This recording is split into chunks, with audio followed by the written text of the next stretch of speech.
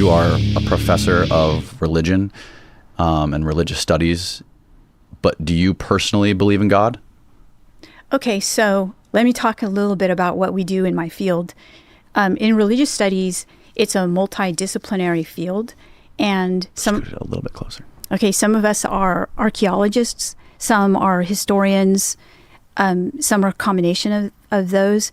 And our method is that we take a step back from belief. We study belief and how belief informs practices and worldwide movements and things like that. Religion is a very powerful force. People will die for their religious belief. Right. So we're academics, and we don't actually, I don't tell my students what I believe because I don't think it's helpful. We're learning about religion. I'm not advocating religion. But I personally, yes, believe in God. But it's not part of my field. It's, we have atheists. Some of the best people in my field are atheists. Oh, okay. So it's not being a minister or a priest or something like that. I actually did get a master's degree along with priests in formation, Jesuits in formation, from the Jesuit School of Theology, which was affiliated with UC Berkeley. It is part of the Graduate Theological Union, which is very similar to Harvard Divinity School, but Berkeley's version. And then I went on to get a PhD from Syracuse University in religious studies, which is a field of international academics who study religion. A lot of people are religious who study religion, but a lot of them are not as well. So that's the first thing, is I just want to get clear what the method is.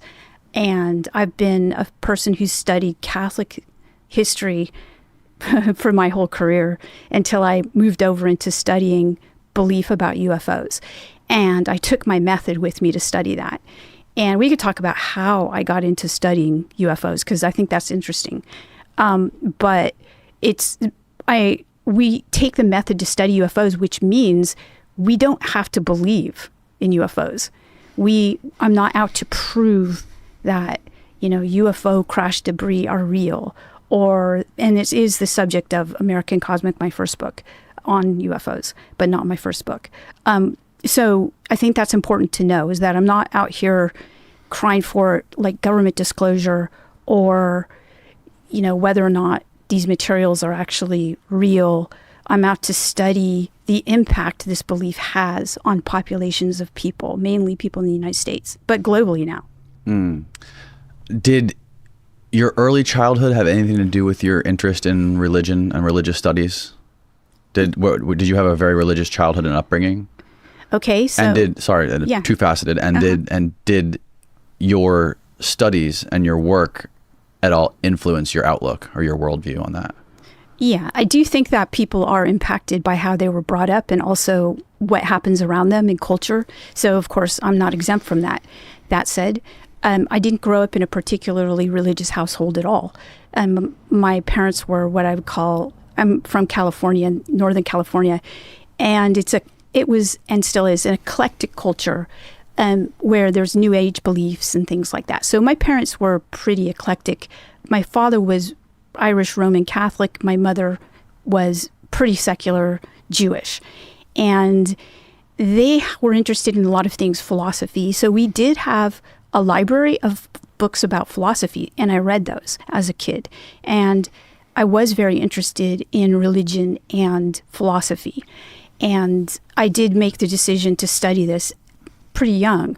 So yes, I think I was really interested in how people would have pretty extraordinary experiences, and these would shift their lives. And I was interested in why. You also have to understand that I went to graduate school during the late 90s, which was the time period of the dot-com boom. And so I'm in California. Technology is just kind of flourishing at this time. And I'm seeing that the infrastructure is changing the way people believe in their religion. And so the digital infrastructure, and especially media technology, like Star Wars and things like that, people are beginning to have these, I would call them almost like mystical beliefs about things like the Force is with you. And it was impacting their religious beliefs. And so when I went to school, not only did I study ancient texts about different religions, but I also studied the ways in which people took their own beliefs and they they incorporated, the lexicon of Star Wars into those beliefs as well. And those were part of the whole landscape. So I really focused on technology and religious beliefs. That was like my focus all throughout studying Catholic history and also studying what I study now.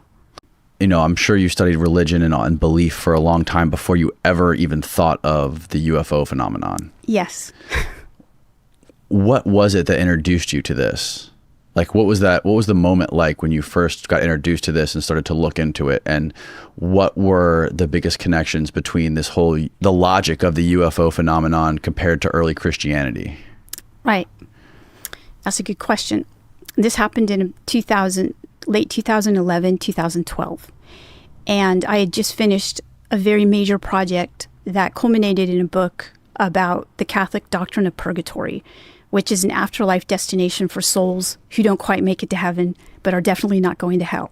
Okay.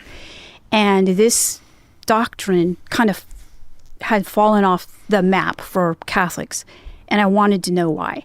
And so I did a lot of study of old materials in archives, manuscripts, and things like that.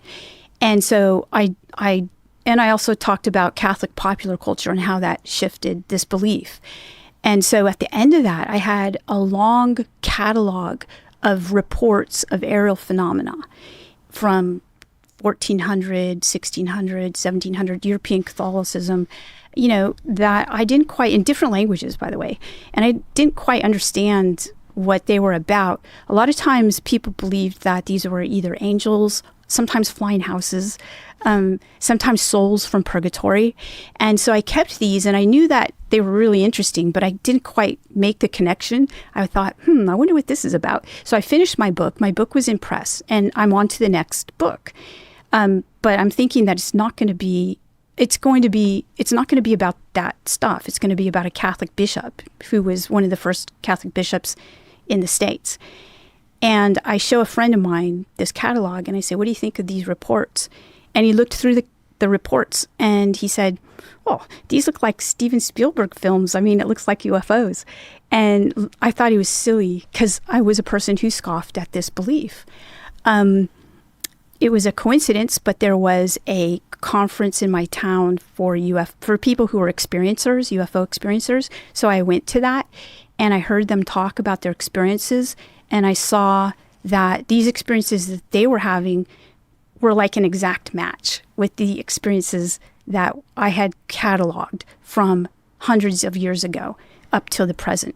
And I recognized that this was a continual pattern, and it kind of blew my mind. At the time, I was like, wow. So I did a little more exploring, and I started to look at primary source material from Catholic experiences, like from saints like Teresa of Avila, Saint Francis of Assisi. And when I started to read the primary source material, I saw that it was also very similar to what you would see in John Mack's book, because at this point I read John Mack's book, Abduction. And it literally, these experiences of the saints could be other chapters in his book.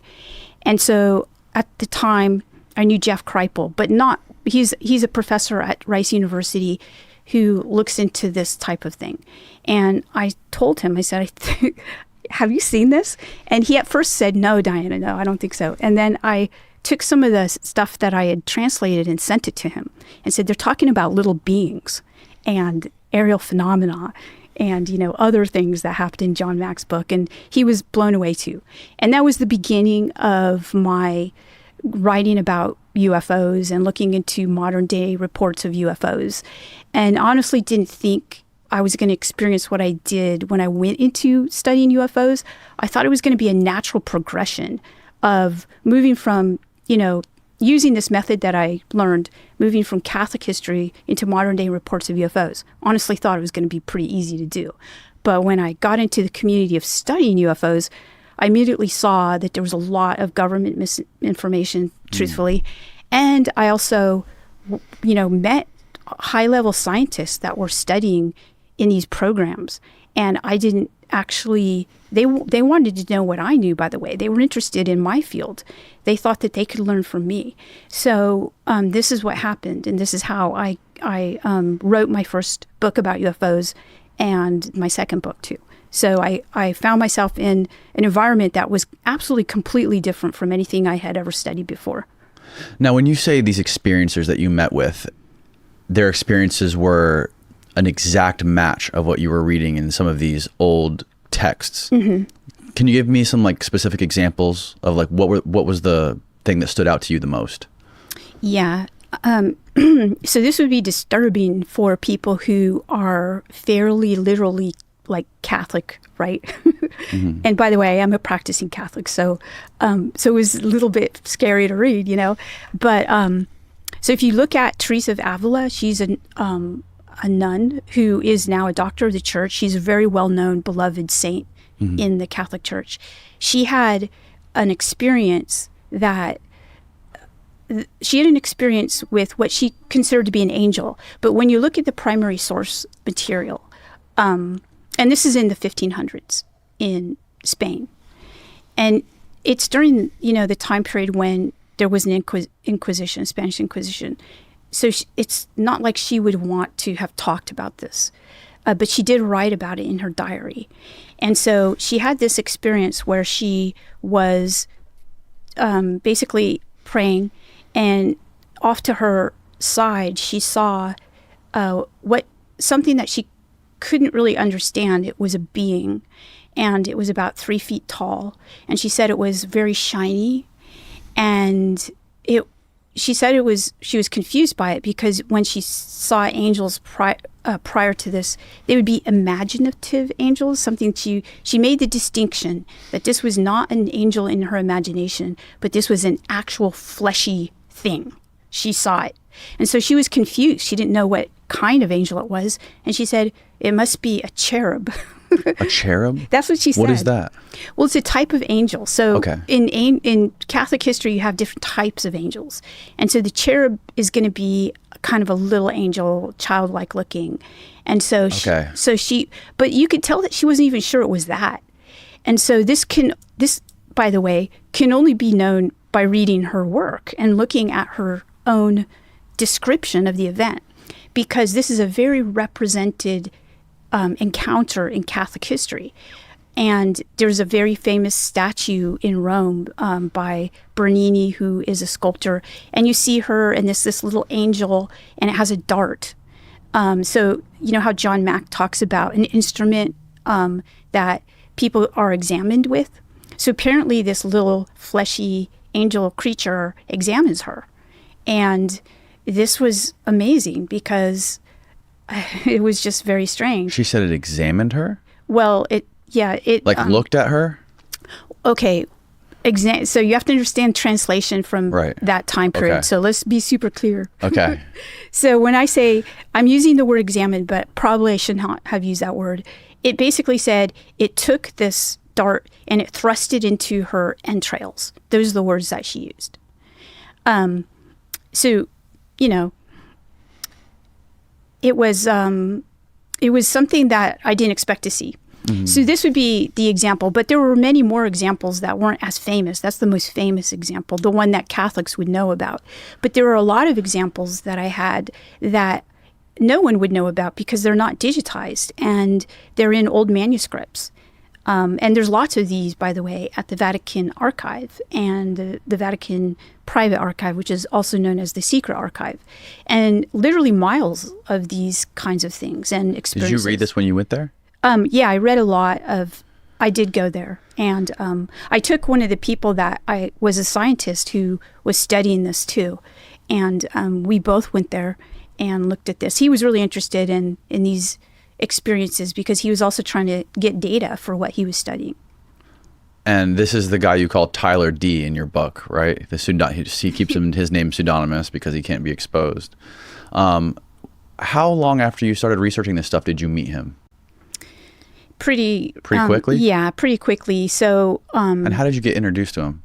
Okay, so he reached out to me, and he, said that he was interested in this field, and he was working in this space program. He was a mission controller, and I wanted to know why he was interested in my work because I didn't make the connection that it had anything to do with space, space stuff. And so he explained that a breakthrough in his field was going to come from my field. And so we started to communicate. You have to understand that 2013, 2014, I was still pretty reticent to talk with people who were affiliated with government stuff because it wasn't my field. It wasn't something that I ever thought people would be interested in. So it took me about a year and a half to actually meet him in person. And so immediately I met a lot of people. I met the people that, you call the invisible college. I met some. So for a person who didn't believe in UFOs, had no understanding of the history, you thought it was all hokey, this was really a strange experience. And you met other people like Gary Nolan, who came out, he was pseudonymous in the first book, and then he kind of like revealed who he was. What was the connection between all these people? Okay, so they're all studying what they believe is the modern day, encounter with non-human intelligence. But they weren't studying it publicly, right? Well, no. Okay. Nobody was studying it publicly. This was all before 2021, before the Pentagon, reported that there were programs and that they were studying this. So this was all, and honestly, I you have to understand, I didn't believe, even when I was in New Mexico, because I did travel to New Mexico with Gary and Tyler, and we went to an alleged craft site. I was still under this idea that they were somehow misinformed, or their belief was really strong, and I needed to know why they believed this, because they were both incredibly intelligent people, public intelligent people. And so that's why I went. I knew that there was a rising belief in UFOs, and I was trying to understand it. And these guys were like a key to understanding it. So Tyler had said, I don't think you believe in the physical parts of UFOs, and I want to take you to a place where you'll believe after that. And I was like, okay, I'm taking my friend. So I had originally asked Jeff Kripal to go with me, but he said, that's outside my comfort zone, Diane. I'm not going to do that. And so then I asked Gary. I had actually just met Gary, and he was really impressive to me, not just by being who he is, a Stanford professor, but also just really genuinely fascinated by the topic. And he jumped at the opportunity to go. And I also knew that he would be the person to go. If we were going to look for anything, it would be Gary who could figure it out. And so, after a while, Tyler was okay with that. But at first he wasn't okay with that. And then he looked into Gary and he said, yeah, let's go. So we went to the New Mexico desert, and you were like blindfolded, or? Yeah, we had to accept to be blindfolded to go into this place. And we went there, took off the blindfolds, and we spent all day, accumulating what they believed were UFO debris from a crash that occurred sometime in the late 1940s. And it wasn't Roswell. And you actually found something when you guys were there during that specific day? We did, yeah. And it was hard to get. I mean, the place looked like it had rubble. Well, it did. It had rubble all over it. And Tyler told me that the rubble was from disintegrated tin cans from the 1950s.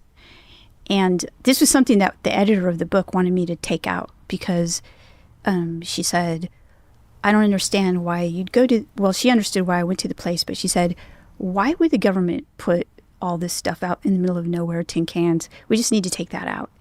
And even though I didn't understand at the time, I said, look, we have to keep it in because it's still data, right. And so we kept it in, thankfully. And what was it that you guys found?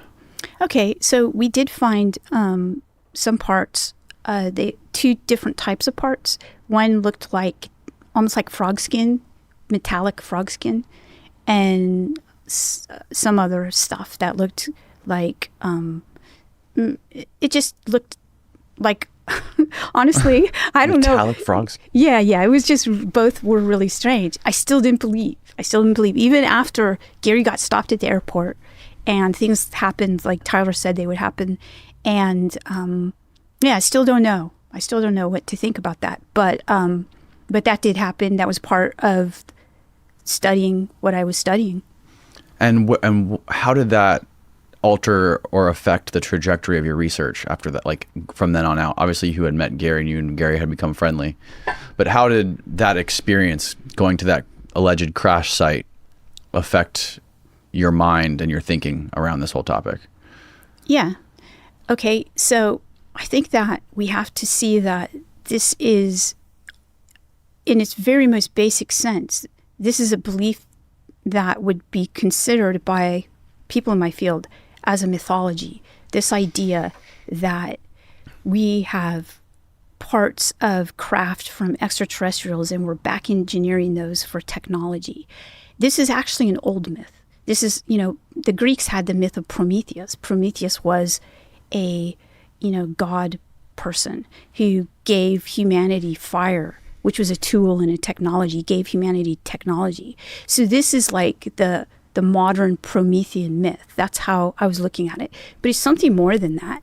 And that's really what I was trying to figure out. So while I was writing the book, it was incredibly difficult to write as an academic because I felt like this is more than a myth. Something really interesting is going on here. And I'm in the midst of it.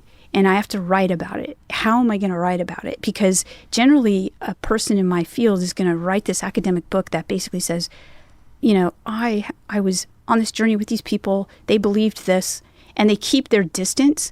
But I felt like I couldn't keep my distance, that I was within the myth itself. And so I wrote it kind of as a journey of how I was writing it, actually. So even the book itself was not a typical academic book, even though it was published by Oxford.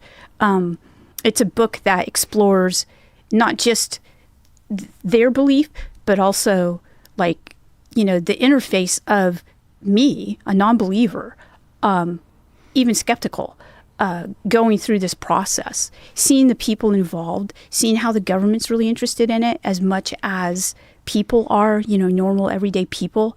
And this being kind of a very important turning point in history, really historic.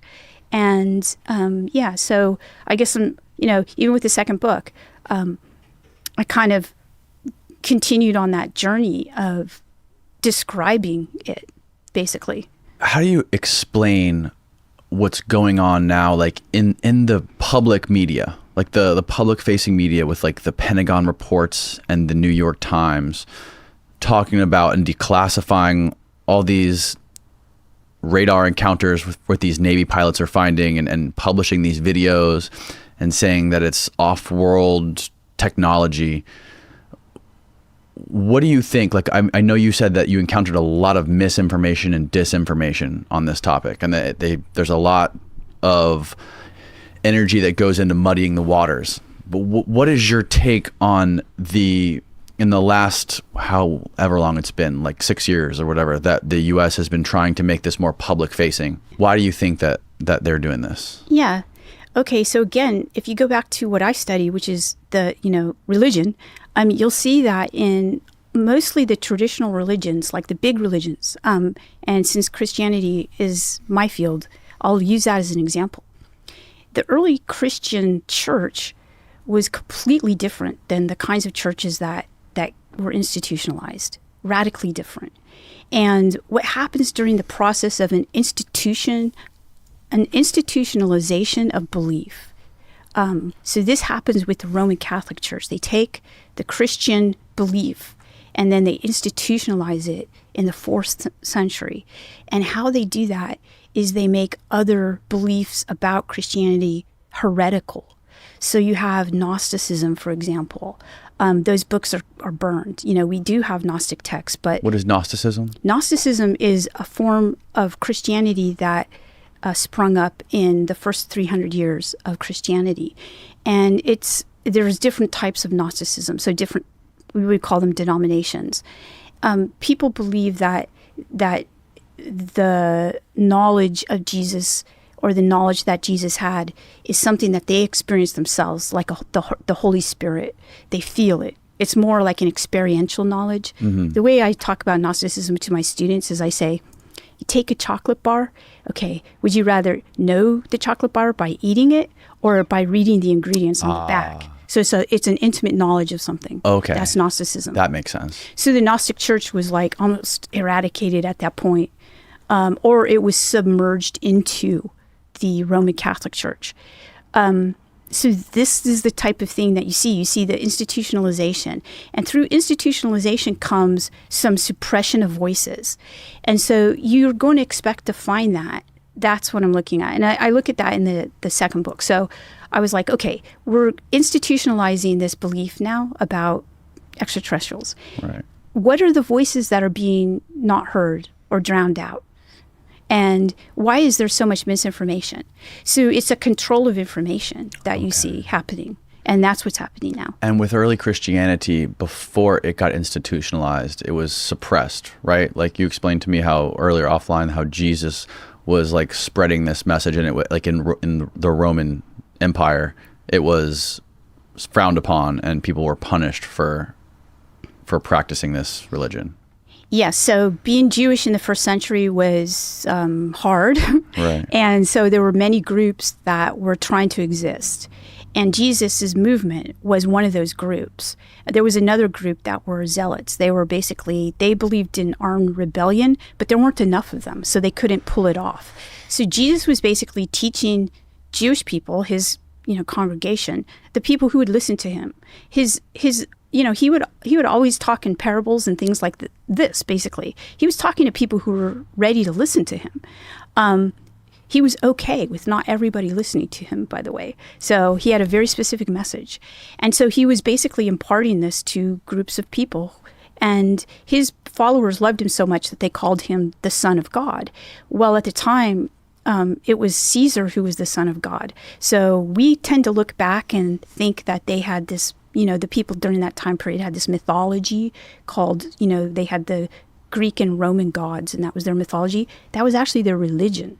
So Jesus's followers were identifying him as primary and the Son of God, kind of like the head honcho, against Caesar. And that would be called treason. And so the punishment for treason is crucifixion.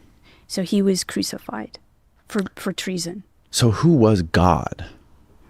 Okay, so God would be, if you look at, God is either Apollo or Zeus. So there's, but they had somewhat of a pantheism, an idea of, there were various different forms of belief in God. So obviously Jews had their own idea of God. Mm-hmm. So it was competing divinities at that time. I can easily see the parallels in between how the institutionalization of Christianity and easy for you to say, institutionalization of the UFO phenomenon, how it has always been like this incredibly stigmatized topic. And now they're making it more mainstream so people can, there's so many blockbuster TV shows that cover this topic. It's almost unfathomable. But that's the thing, that the government isn't necessarily talking about the ancient aspect of it or the religious side of it. They're talking about it as it's just technology or like quote unquote aliens possibly. Yeah. So I think this is interesting. I think that the one thing that shifts this, makes it different from the Christianity example, I would say that UFOs right now are having a Christianity moment where there's, the institutionalization going on. But the one thing that's different is that whereas the other was the focus on we have the divinity, or we, the Catholic Church is the one who has the access to the divinity. It's an interesting shift in that this divinity is secularized. Can you define secular? Oh, yeah. Secular is not religious. Okay. There's no religion here. But that completely goes against what I'm looking at. So I'm happy to call it secular if that's what I found. Like I said, I don't care. I'm not here promoting, the existence of this or that. Mm-hmm. I'm just doing my job, which is basically to see what I see and then make conclusions based on what I know and the data. And so what I find is that the very people who are most immersed in the study of even the quote unquote technology are having experiences that I would call religious-like experiences. And these are changing them and shifting them. They live really almost like monastic or ascetic lives. So to not include that as data is probably, and well, let's just put it this way. I think it's interesting. I'm including it because that's what I see. So I think that the public-facing aspect of it, not including that data, I think that there are probably reasons for that. One of which is they probably just aren't trained. They don't know. They miss it. So here's an example. The recent James Fox film about the Brazil. Yeah. Okay. So love his stuff. He's great. He is great. Yeah. So, and I talked to him, I don't know, about 10 years ago. We were at a conference and he said, so tell me about the religious aspects of this stuff, because I don't see that connection. And so, I kind of, at the time, told him a little bit about it. But this was 10 years ago he asked you that? Yeah, about 10 years ago. However, this last video of his, Moment of Contact. Moment of Contact, yeah. Yeah. It's Varginha, Brazil. There was a crash landing, and apparently there was a being that was running around a town for a couple of days that was captured by the military. Or two beings, rather. Yeah. So this was fascinating to watch, mostly because, to me, what was interesting, he's bringing he's bringing the framework of what I would call the secular idea of the UFO as extraterrestrial, crash lands, and then the government covers it up, and people are Men in Black. Yeah, and intimidated, and the being looks really creepy, these kinds of things. So all those elements are there. But what's also there, but what gets completely missed generally, is that this is in a Catholic country. And the people that first see the being, they're like, what is it, a demon? It's not a human. So they identify it. And they also, there's a lore to demons as well. And part of that lore is that they have cloven feet, and they have a really terrible smell like sulfur. And both of these are mentioned many, many times. They come up repeatedly in the video. And I'm thinking, if I ever see him again, I'll say, hey, you brought up a lot of the religious stuff. But of course, he didn't see it because he's coming from a secular framework. But a person trained in religious studies is going to see that. Or a Catholic is going to see that. Somebody who's very Christian, they're not going to miss that. Yeah, this kind of blew my mind when you told me this last night. You mentioned the Clovis feet and the smell of sulfur. Mm-hmm. And so you're saying that this is talked about a lot in some of these Catholic texts? Yes. So I'm not saying that that's what it is, because I don't do that. But I'm pointing out that when people had these experiences in 1500, 1600, these are the same kinds of things that they would say. They would say it smelled like sulfur. They would talk about the feet and things like that. Now, there are a variety of different experiences that have patterns, historical patterns, but this is just one example. It's a wild example. And like I said earlier, there's really not that many documented cases of actual beings, right? Like this, mm-hmm. We're mostly used to seeing like these flying discs. Yes. There's a couple rare instances where there's beings that are witnessed and people that have encountered these things like in their living room or in their bedroom, but there's never been a case where there's been multiple witnesses seeing this thing that was actually taken by humans into captivity. Yes. There are examples though from Catholic culture of this happening.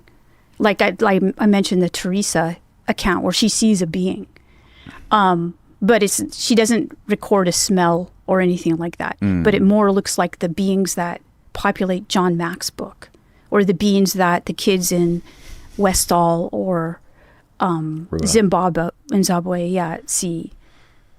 So there's an image of the thing. That's, I guess, in the newspaper. There was an illustration done by somebody in Brazil. Like, how does that thing get here? Yeah, all I can tell you is how people have seen it for a long time, not just in the 21st and 20th centuries. It's been around. Yeah. Movies and documentaries, I feel like they shift our memory of this kind of stuff. They do, yes. Like people's memory of stuff, especially over a decade, can get distorted. And then when you take into context that somebody's actually making a documentary that they're going to sell, there's that famous line, never let the truth get in the way of a good story. You talk about this a lot in your book, how you were kind of like in the middle of this world of scientists and this world of like the media and movies and Hollywood, and you were finding like this connection between the two things.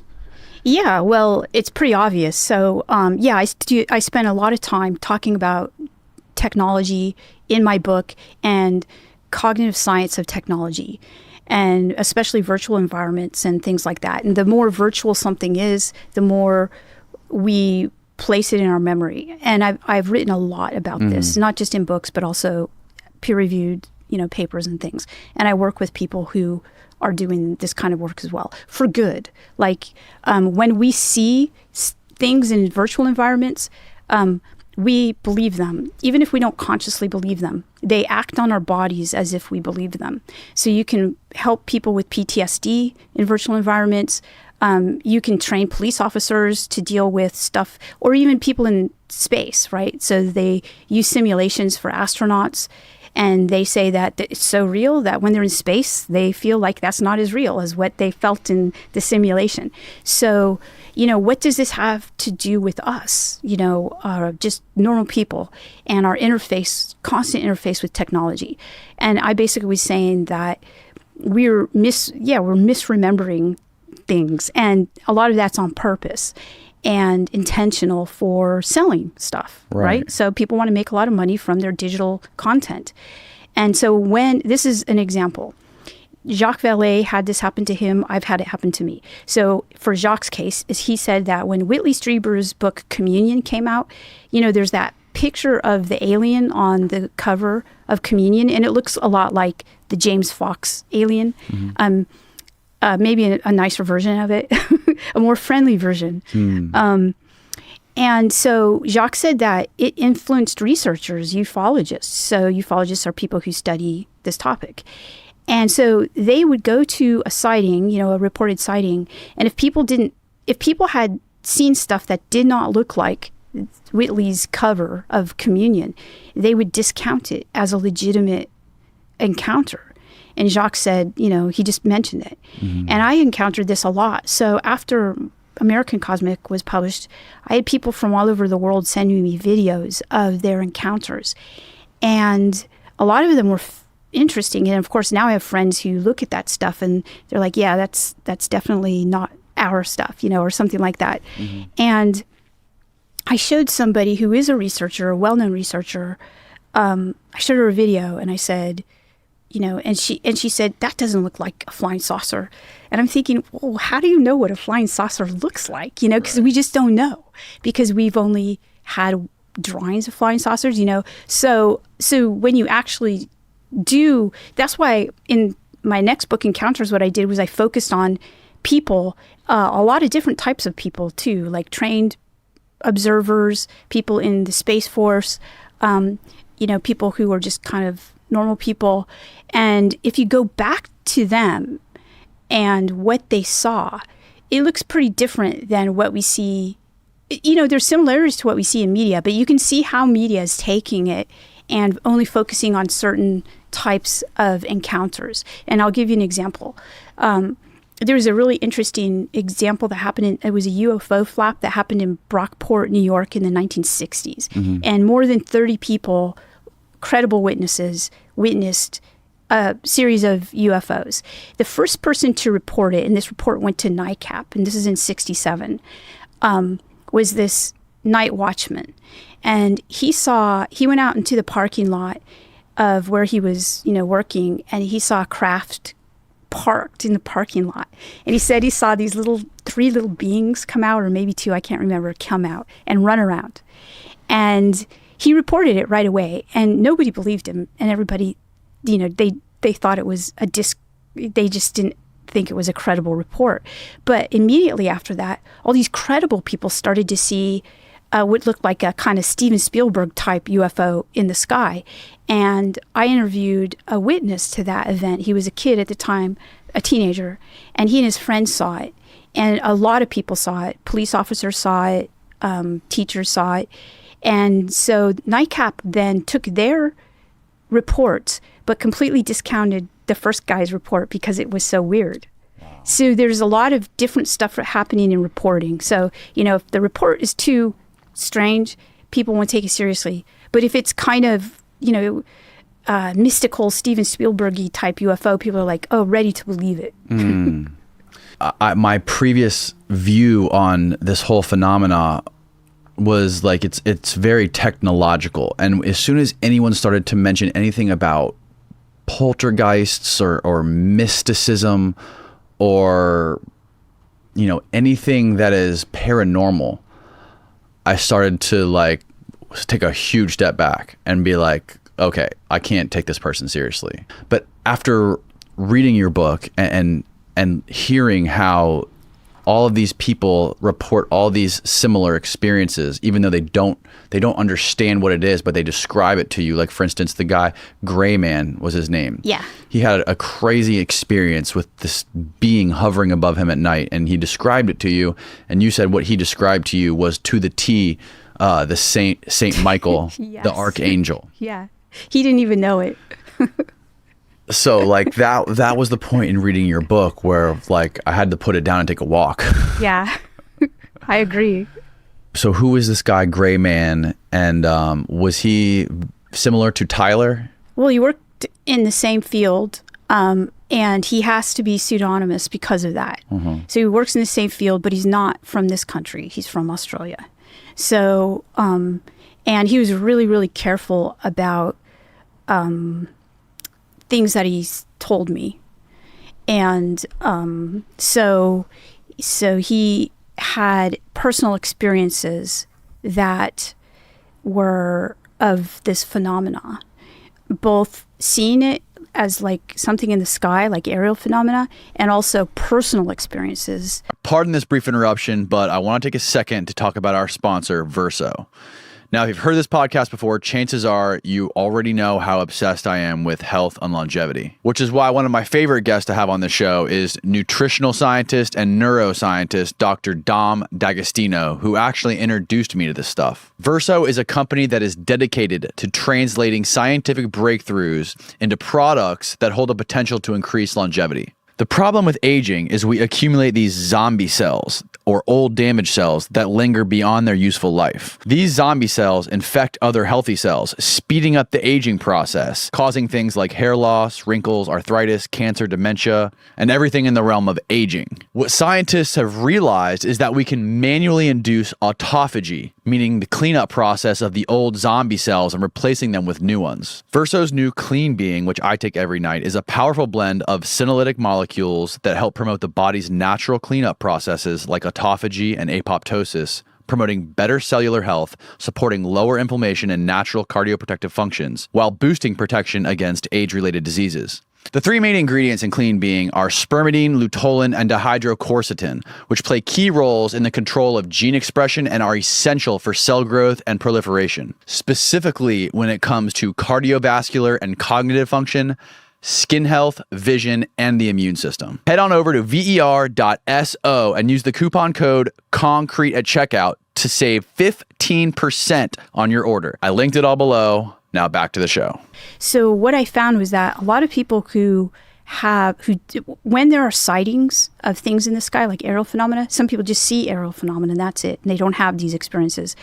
Other people might even have the experiences, not even in that vicinity, and not even see something in the sky, but have experiences of it, which I found strange. And again, I'm not concluding right now as to what's going on because there's too much.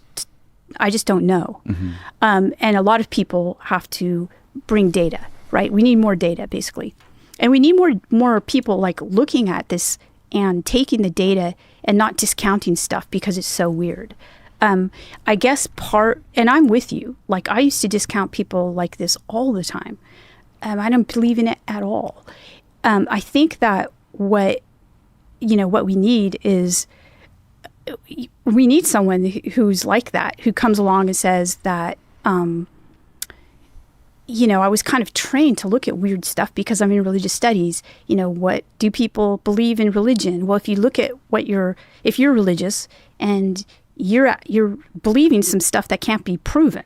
If you believe in angels, we've never proven that an angel exists. We can't put it under the microscope. So we have no objective proof of religion. So I'm already trained in this method. So looking at UFOs, we have a lot more proof of those. We have like radar. We have the government now basically saying, yeah, there are these things. We just don't know what they are. They could present a problem for us in airspace and things like that. And of course, we have people studying them in these programs. And a lot of the people that study them in programs have very weird experiences that are not talked about. Even the history of the space program, the Russian and our space program, American space program, we have founders who had really interesting experiences like Jack Parsons. Yeah. On the one hand, totally bizarre, and most people will not want to talk about that, especially if they're working for NASA or Aerospace. They're not going to talk about that. Could you describe briefly to people who Jack Parsons was? Yeah. So there's a couple of people that are recognized as the father of rocketry. They basically created the calculations to get us into space, to get us out into space. And one of these people is Jack Parsons, probably the most effective. Werner von Braun is one as well. But he actually gave a lot of credit to Parsons and said Parsons figured all of this out. And how did Parsons figure this out? Well, he had a really interesting way. He lived in the early 20th century, and he was working on rocket technology, but he also was a friend of L. Ron Hubbard, who started Scientology, and Aleister Crowley. And he had this crazy life, and he lived in Los Angeles, and he would do rituals in the desert. And he thought that these kinds of things would help him basically download this rocket technology. And it's weird, but as weird is Konstantin Tchaikovsky on the Russian side, who didn't have the same belief system as Parsons, but believed that he was in contact with angelic presences who would also allow him to create this rocket technology. So that's what I'm talking about, is like the people who are the most valuable to this program are the people that are doing this stuff that most people would have discounted because it's so weird. What was he doing hanging out with L. Ron Hubbard? They were... I'm interested to hear your take on Scientology. Okay, well, I don't ever talk about Scientology, to tell you the truth. I do teach about it in my class, not publicly. Okay. Is that something that, is it on purpose, or is just no one's interested? No, everyone's interested. Oh, okay. Yeah. You could get sued talking about Scientology. Right. I don't talk about it. Yeah, I've had a lot of people on here talking about Scientology. L. Ron Hubbard, I think he was one of the most prolific science fiction authors of all time. Like, he wrote more science fiction than anyone. Yeah, and he started a religion. Yeah. Yeah. Kind of interesting there. Where were we? What were we talking about? I lost track. Okay, we're talking about Jack Parsons. Yeah. So we were talking about how when you scratch the surface of the UAP, UFO topic, and you look at the people who are the most successful at, moving the needle, you're going to find that their lives are imbued with this kind of mystical practice. And what is it about these people that they are able to do these quote unquote downloads that you talk about in your book? Like, Tyler has this specific protocol that allows him to connect with nature and this network of nature. Yes. So a lot of the people, basically, even if they don't know they are, in my field, we also study monastic traditions. Like, there's a history of monastic traditions, people who are monks and nuns, and they tend to live in communities with each other and work on their spiritual growth, basically. Do things like pray a lot, study a lot. And so what I noticed about Tyler was that he lived a fairly monastic life, even though he would never know that or call it that. But he had these what I called protocols. They were physical and spiritual and mental protocols. And what I noticed was that a lot of people who were doing the same kind of work followed these protocols. And they enabled them to download information that they were interested in. They could be useful things like technologies, or, other things like artistic things, projects and things like that. And so when I finished American Cosmic and it was out there, a lot of people with this ability reached out to me. And I met a lot of very incredibly successful people who were doing this their whole lives, doing this similar thing their whole lives. And so I interviewed them too, because I wanted to know, what's going on? What were they doing? Why are they doing this? And so what I figured out, for the most part, is that religions, different traditional religions, were the traditions that held these technologies. And now I see these protocols as like body technologies or, technologies of connection. And they would enable people to be super creative and help culture in many ways. Like Teresa of Avila is a doctor of the church. She was able to do this. She was a nun. And a lot of the tradition in the Catholic tradition, the saints, they were doing the same thing. They were, they had these practices that enabled them, they believed, to connect to their God.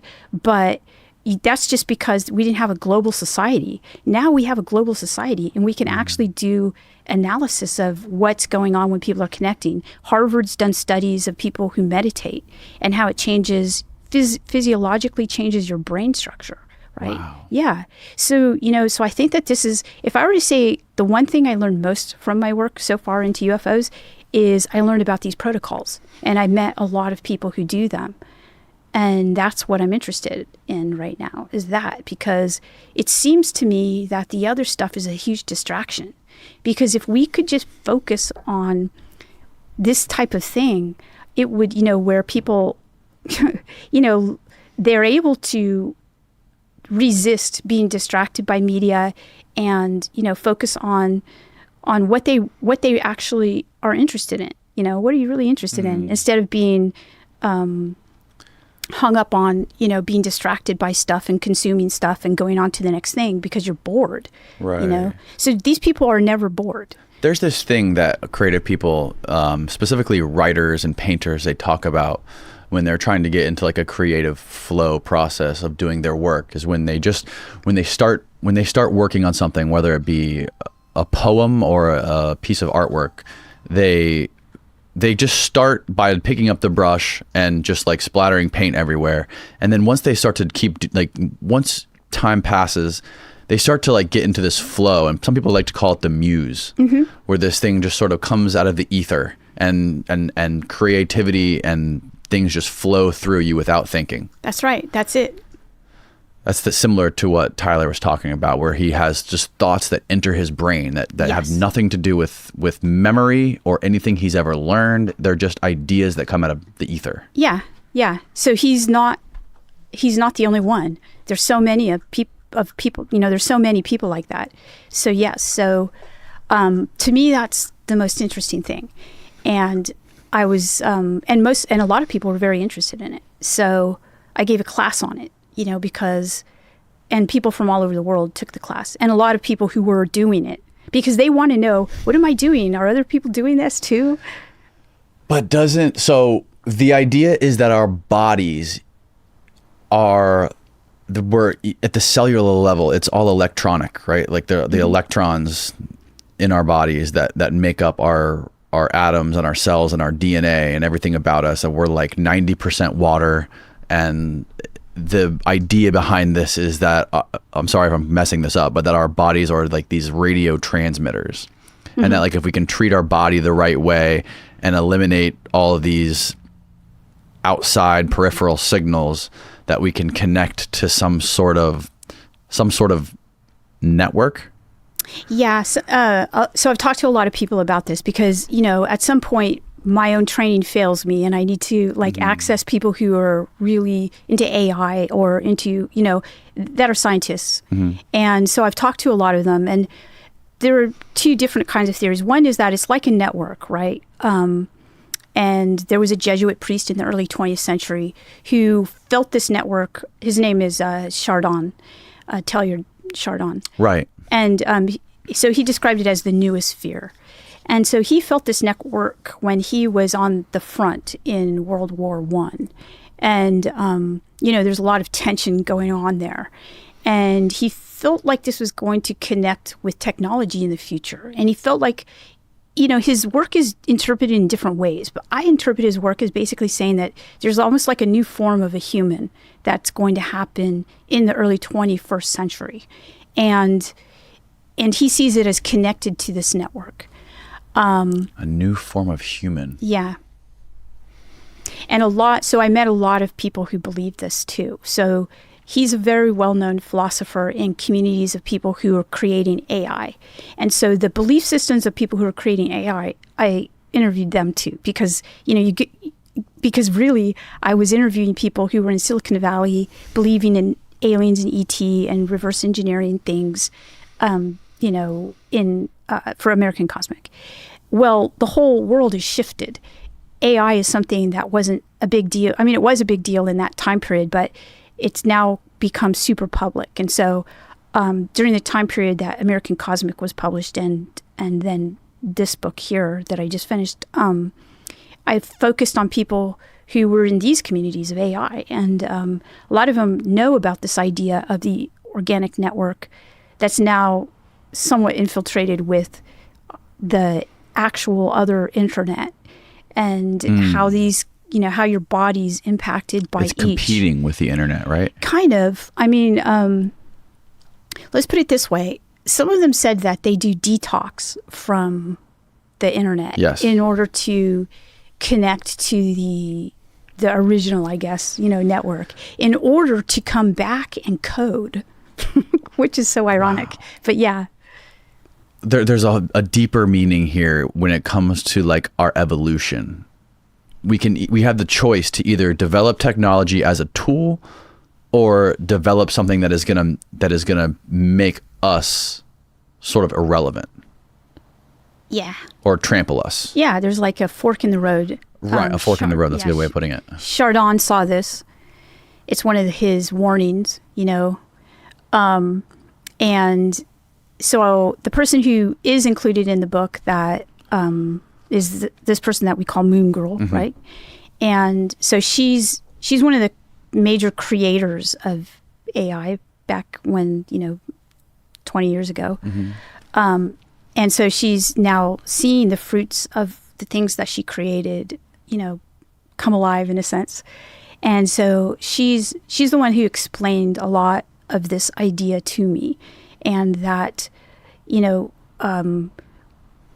that we do have to have a good understanding that, there's a lot of talk of the danger right now of AI. And so she's saying that there's a positive aspect that we can take right now, and we can utilize this, and it'll be helpful.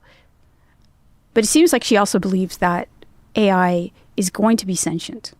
What is the connection between this way of tuning the human body and being able to experience some of these paranormal aspects? Some of these having these paranormal experiences in connection with it. It's pretty well known in Buddhist communities of meditators, and also within Catholic culture, that if you pray, I mean, we're talking about the monastic traditions. Right. If it's not, not your everyday Catholic is not going to be praying and then seeing an entity or something like that, or they might, but generally no. So if you're doing this kind of practice where you're becoming sensitive to, what happens during meditative or prayer sessions, sometimes you'll see something that is like what would be called a UFO or an entity, and it might disturb you, but that's why there are communities that help each other. So that's why monks and nuns, they live together to help each other through these spiritual practices. So they would say, I know that in specific Buddhist communities, they say, that's just a distraction. That's not your goal. So if you see these things in the Catholic monastic community, you would tell your spiritual director, and they would most likely say the same thing. Don't focus on that, Now, are there good and evils? Like, are there good Yeah, yeah. beings and evil beings that people report? Yeah. And what determines whether these people experience good or evil? Well, within the Catholic tradition, definitely they would call it good or evil. Within the Buddhist tradition, they would probably have unhelpful and helpful, right? They wouldn't like put a value judgment on it, in my opinion. I am not a scholar of Buddhism, so just to be clear. Okay. But within the Catholic tradition, what would happen is if you started to have locutions, which, you hear things or you see things, you would go to your spiritual director and you would tell that person, okay, this is happening to me. And you would work through it, and there would be tests to find out if this was a evil thing or a good thing, and whether we should pay attention to it. It's definitely something that has always been around in Catholic culture and is still around. So let's take the example of sightings of the Virgin Mary. Okay. All right. So people see the Virgin Mary. All right. It's kind of an often, if you go online, you'll do maps of Virgin Mary sightings global. There's a bank that's right down the street from here. Years ago, there was the sprinklers went off, and it stained the glass on the side of this glass building, which was a bank, and it created this stain that looked just like the outline of the Virgin Mary, and it was all over the news. And a church ended up buying the building and making it now a church today. Wow, that's amazing. Yeah. A church bought a bank. There would often be these stains on the windows from the sprinklers, right? And they were all different kinds of shapes. But this day specifically created this shape of a Virgin Mary, and they never cleaned it off. They in fact did something where they coated over it and made it permanent. Wow. And then a church ended up buying it. Wow, that's really neat. Yeah, it's wild. But it's it goes back to the thing believing is seeing. Like, if you believe something, you see it everywhere. Yeah, yeah. So, okay, say somebody sees the Virgin Mary, and this person seems credible, right? They don't even want to talk about it, but they do see it. And they go to their priest and they say, look, I saw, this. Here it is. Oh, yeah, I remember that. It's really beautiful. Yeah, it's 10 minutes away from here. Wow. So there are committees at the Vatican that assess these sightings and assess whether or not they're from God or not from God. And so these kinds of things get assessed. And that's not in secular culture. So if you see something and you're like, whoa, I saw this, people are like, okay, right. But if you do see this in different religious traditions, there are committees set up to deal with that kind of thing. Is this similar to, you mentioned something in your book that there's a person, I can't remember the name of this person, but there's a person who determines who is a saint? Yeah, there's a whole committee that does that. Okay, and it's called, there's a postulator. So postulators, that's what it was. Yeah. Yeah, and I've met one at the Vatican who was also, I think he's still there. He's not on the internet or the email or anything. Now, what is this spiritual aspect of the phenomenon? What does it have to do specifically with, going back to Gary Nolan's work, brain structure? And he talks about specific brain structure and a specific part of the brain that is developed, and I think it's it's 1% of the population. I don't know what percentage it is, but he was studying, I don't know if Gary's talking about it with respect to spirituality or religion, but he's definitely talking about it with respect to people who access this data that allows them to do downloading. That's what I meant. Yeah. Yeah. Right. Yeah. So these are high functioning people who are downloading information that's really helpful, generally technologies. And it's the caudate putamen, the part of the brain that he was looking at. What is it called again? It's called the caudate. The caudate. I think it's the caudate putamen. I think that's it. Putamen. Yeah. Okay. These protocols that Tyler specifically talks about is not something that should be practiced by everyday people to try to access this, or is this something that all people can try to do? Oh, I think that, honestly, I think all people should do the things that he was doing. Maybe not to that extent because they're pretty intense, but he's just talking about having, okay, let's put it this way. in many traditions, religious traditions, your body is considered a temple. Okay, well, what is it a temple of? It's going to be a temple of God, right? So it's a temple so this idea has been around for a while. We just forgot about it. And so it's being, I'm looking at it and saying, hey, this has been around for a while and these people are doing it to great effect. And it's basically making sure that you're healthy and you keep your body, if it is the case that we're transmitting and receiving information, that you're keeping your body clear enough and healthy enough to do that. So I think it's kind of like a human thing. I think a lot of people can do it. Is it simple stuff like getting good sleep, drinking a lot of water? It's totally simple stuff. Taking your vitamins? Yeah, it's simple stuff. But when you look at the science behind it, you're like, oh, so that's the reason why. So getting enough water, our bodies, so Moon Girl explained this to me. She said our bodies are like 80% water, 80% water. And water is like the universal conductor. It's conducting electricity. And a lot of things that are happening in our bodies are electrical. So we're just, making sure that the water is clear in order for these things to, in order for us to be at our peak. You see it also with athletes. You have to be at a certain point in order to get into the flow. Right. A musician has to know the stuff really, really well in order to get into the flow. So it's basically living in a very healthy way. So this brings me to the study. There's a part in Plato's book where he talks about the cave. I think it's called the Cave of Allegory.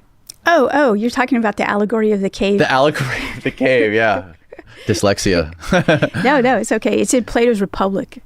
And right, okay. Yeah. It's a really interesting, it's like a template for our time. Like a lot of movies make use of it. The Matrix makes use of the allegory of the cave. It's kind of like a template that what we see is not real and there's something behind it.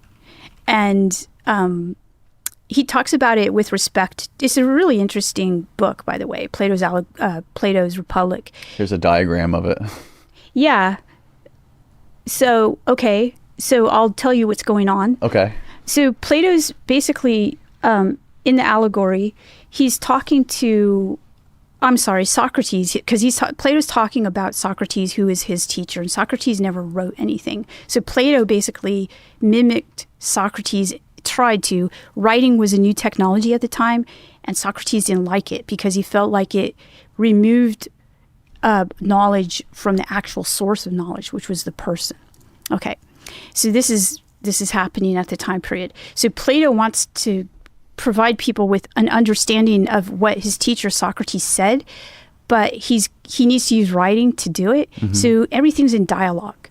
So Plato's writing all of this in dialogue form in order to kind of preserve something of what Socrates is saying. Okay. So this allegory of the cave, this occurs in Plato's Republic.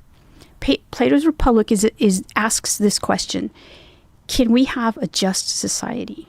Right? Can we actually live together without killing each other? This is a question, right?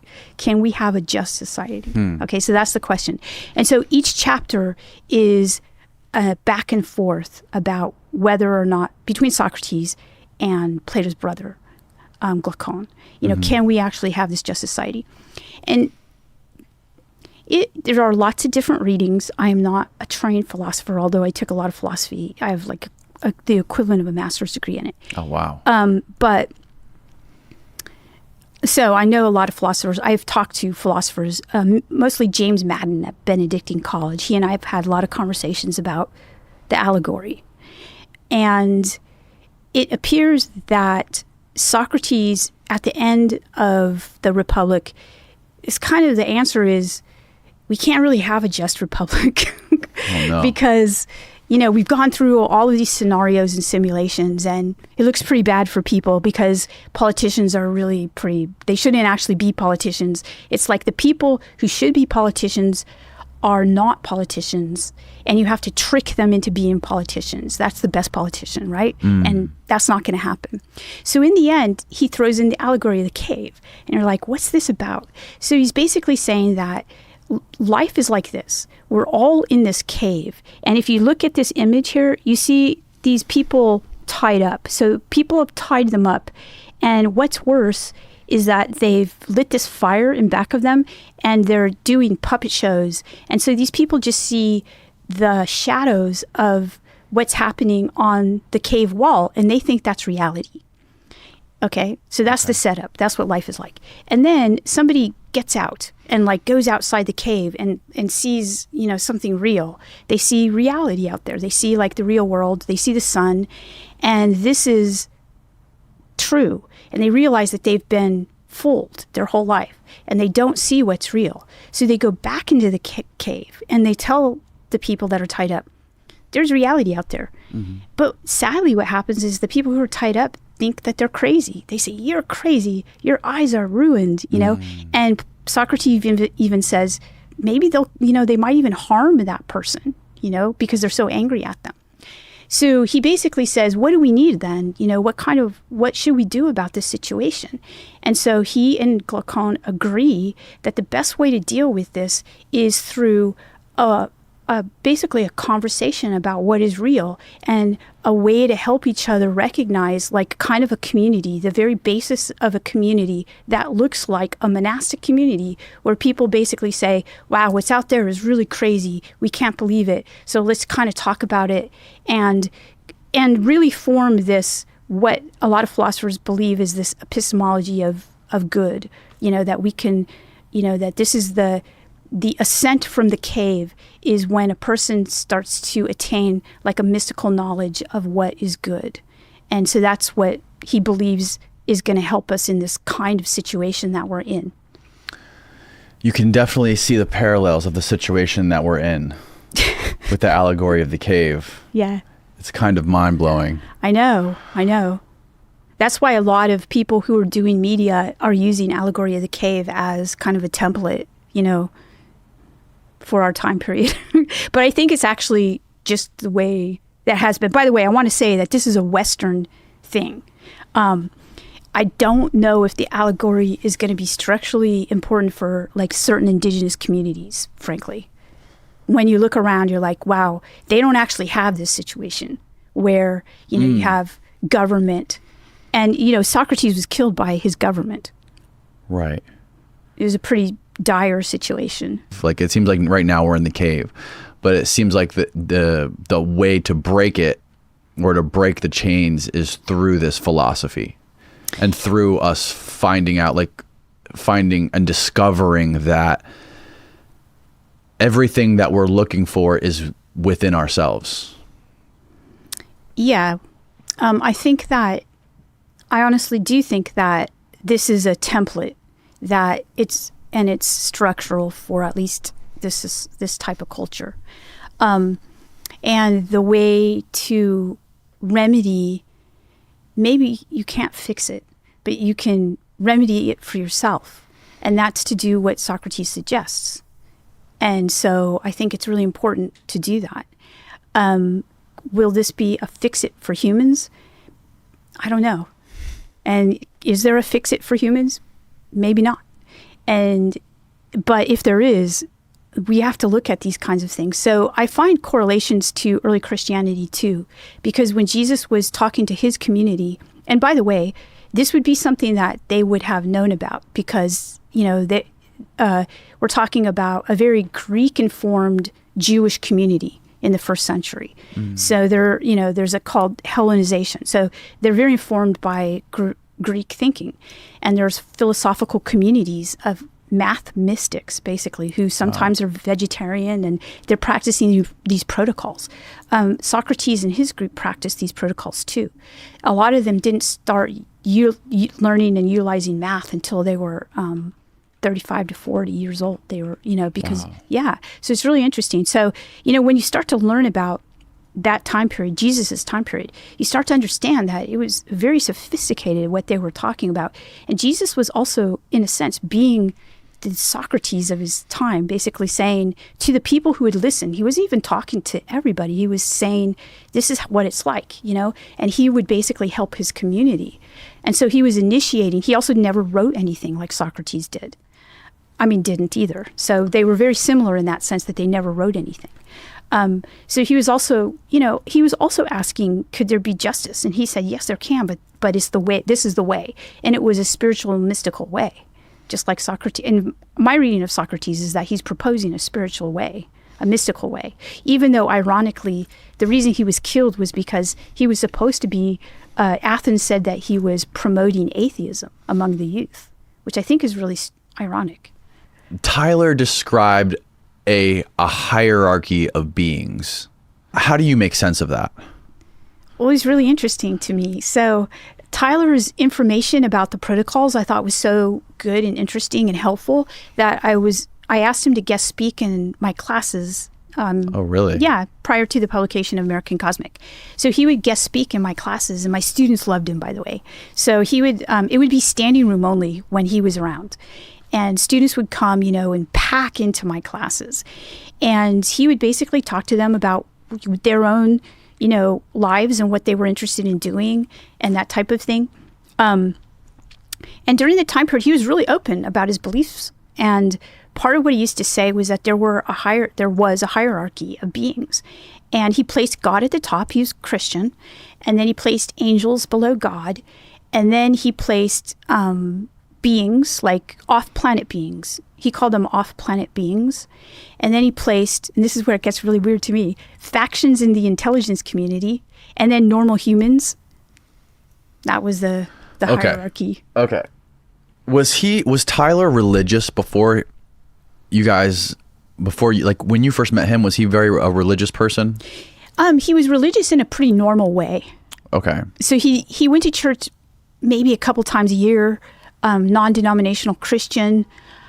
He was very, very spiritual, but his spirituality wasn't, obviously when he met me, I taught him a lot about, what I knew. And when we were at the Vatican, he experienced a pretty intense religious experience. And so now he's very religious, like Catholic, goes to church, works, I think, still. After his experience at the Vatican. Yeah. And that was nothing that I promoted or wanted to happen, by the way. It just kind of happened on its own. I was fascinated by it. No, he was not. He was not super religious. Okay, so God is at the top. Angels are below that.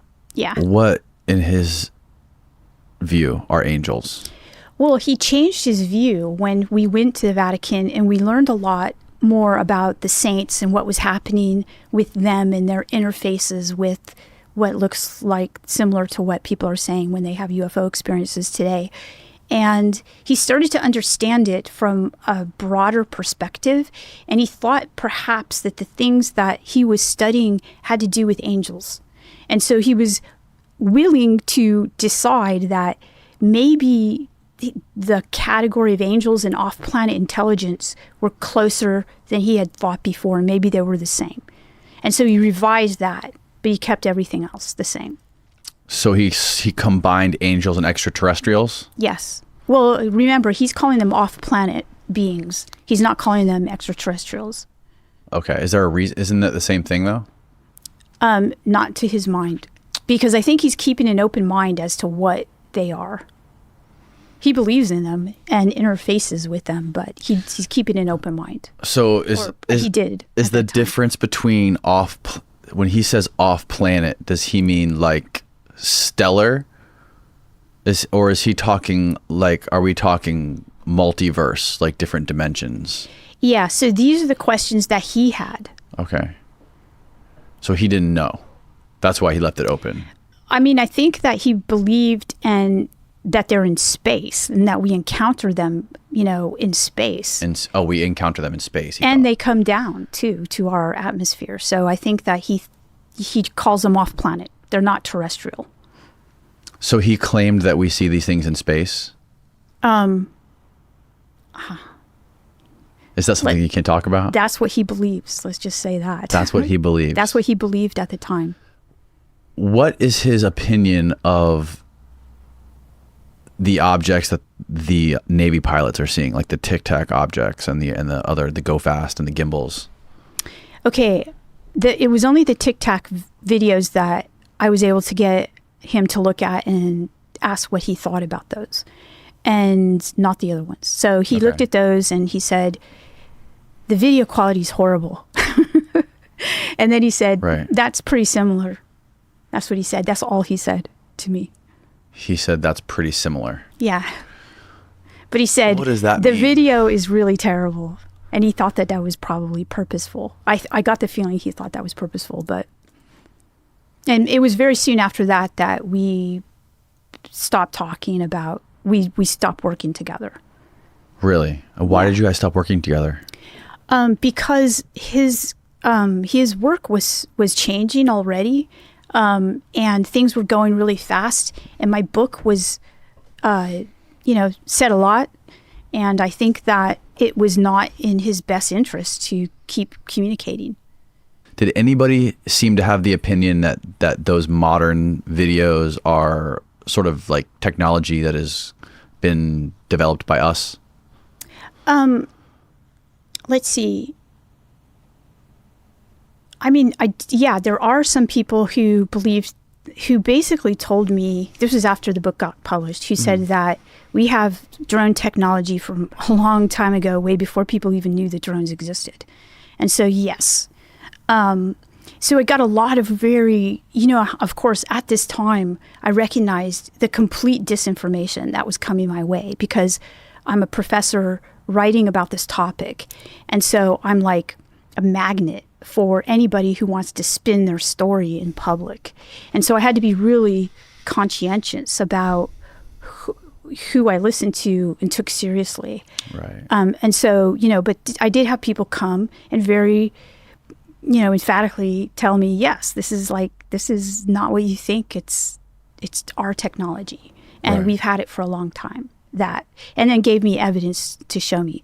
But at this point, I decided I wasn't going to be doing that They anymore. give you evidence to show you? Yeah. And that, of course, they're going to want it out there, So I'm like, I'm not doing this game. Like, I felt like I did that before. I'm not going to do it again. Because at this point, I understood that I was going to be a target and was a target of people feeding me information they wanted to place into public. And you have, as a person... How do you discern that? Well, right. It's really difficult to discern that. I used some of my friends who I trusted, like Jacques Vallée, to kind of get a read on people. Not like I'd ask him specifically. I just say, do you want to meet this person? And if he said no, or if he didn't comment, I didn't know, okay, this is not, because I think he's pretty good at discerning, and yeah, so I just chose to only write and publish stuff that I felt was responsible, I guess, and I could say, put it out there and say yes. It wasn't anything that I was going to put out there that I had a question about, So I was doing straight what's called ethnography, which is basically talking to people about their experiences and interfaces with this phenomena. What for you, specifically with the new book, what was there anything in there that was like really something that like blew your worldview out of the water or like really shocked you? Okay, that's a really good question. I think a few things. The two chapters that are really impactful to me are side by side. And the first one is with Moon Girl. And her worldview was really interesting to me because it's the new world. She augurs in this new world, her work, the way she lives, and speaks about it really. She's articulate and eloquent about it. And for a lot of people, it's frightening because it's basically us living with a technology that we've created that has huge potential to shift everything. And this is what attracted me to the work of Martin Heidegger, the philosopher, in that he predicted this time period and said, only a God can save us now thing type. Right. Yeah. So, I was like, wow, we're here. And she's the one who knows most about it. So, this time period of, intelligent technology, either something that we merge with or that something independent on its own is fascinating and something that I said, is unprecedented for humans. And so, so that, and then directly after that, I know a person, actually a colleague of mine. I've known her for many years, 20 years, and this is all pre-UFO and post-UFO. And when she was a woman in my department, I'm in a male-dominated field, so we spent a lot of time together. She's a philosopher, and she was being recruited by the NSA as well. Oh, wow. And her father worked in what she called the secret space program. And this was all when I was doing Catholic history. So I always thought that was strange, but I never actually asked her about it. But then when I started to study this, I was like, I need to ask her about this because it's strange. You hear all this crazy stuff about this secret space program and it's this and that, and it's absolutely insane. So I did an interview with her, and I recognized that she was actually the child of a person who was in one of these programs. And I met so many people in these programs, like Tyler, right? And, and these people have children. Those children do not live normal lives. And because their parents don't live normal lives because of being part of these programs. And so that was an insight. I met a lot of these people. And so there's almost like an effect, of that lasts on these generations of people, their children. And so I really wanted to talk about that, but I couldn't talk about it directly with some of the people who are now in the program. So her father's been dead for many, many, many years. But still, people around her told her not to share the information because there was so much intimidation not to share it. I mean, we're talking about he's been dead for more than 30 years, And so, but she talked about it. It's so unsettling to think that there's this deep layer of fear and secrecy embedded deep in our government and in the world that you don't see or normal people don't even think about. The deeper you go into this topic, it's just like the more of that you see. Yeah, I started having that idea that you have, there shouldn't be this, and basically being kind of really frightened of it, not wanting to be a part of it. And then being around people so much in it, a lot of them were saying, listen, it's better the devil you know. The devil you know. Yeah. And so that kind of changed. And then having them tell me exactly why it's better the devil you know. And so that shifted my perspective. And now I just, maybe there's some wisdom. And so I back off from it. And so I just focus on the religion aspects of this. I don't want to go into this, the secrecy of that chapter is the one in the book that I just kind of talk about it. It's a safe way to talk about it. We just have to say, it's there, that exists. And some people believe that it exists for good reason.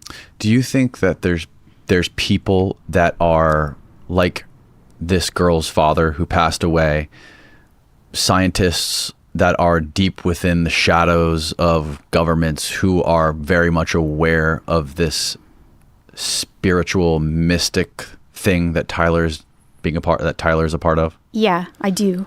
And do you think they're trying to purposely hide it or weaponize it? I mean, because all the history of the evolution of technology is competitive capitalism mixed with science for the purpose of war, right? Like we're apes with nuclear weapons, right? And we just want to compete to be higher on the food chain.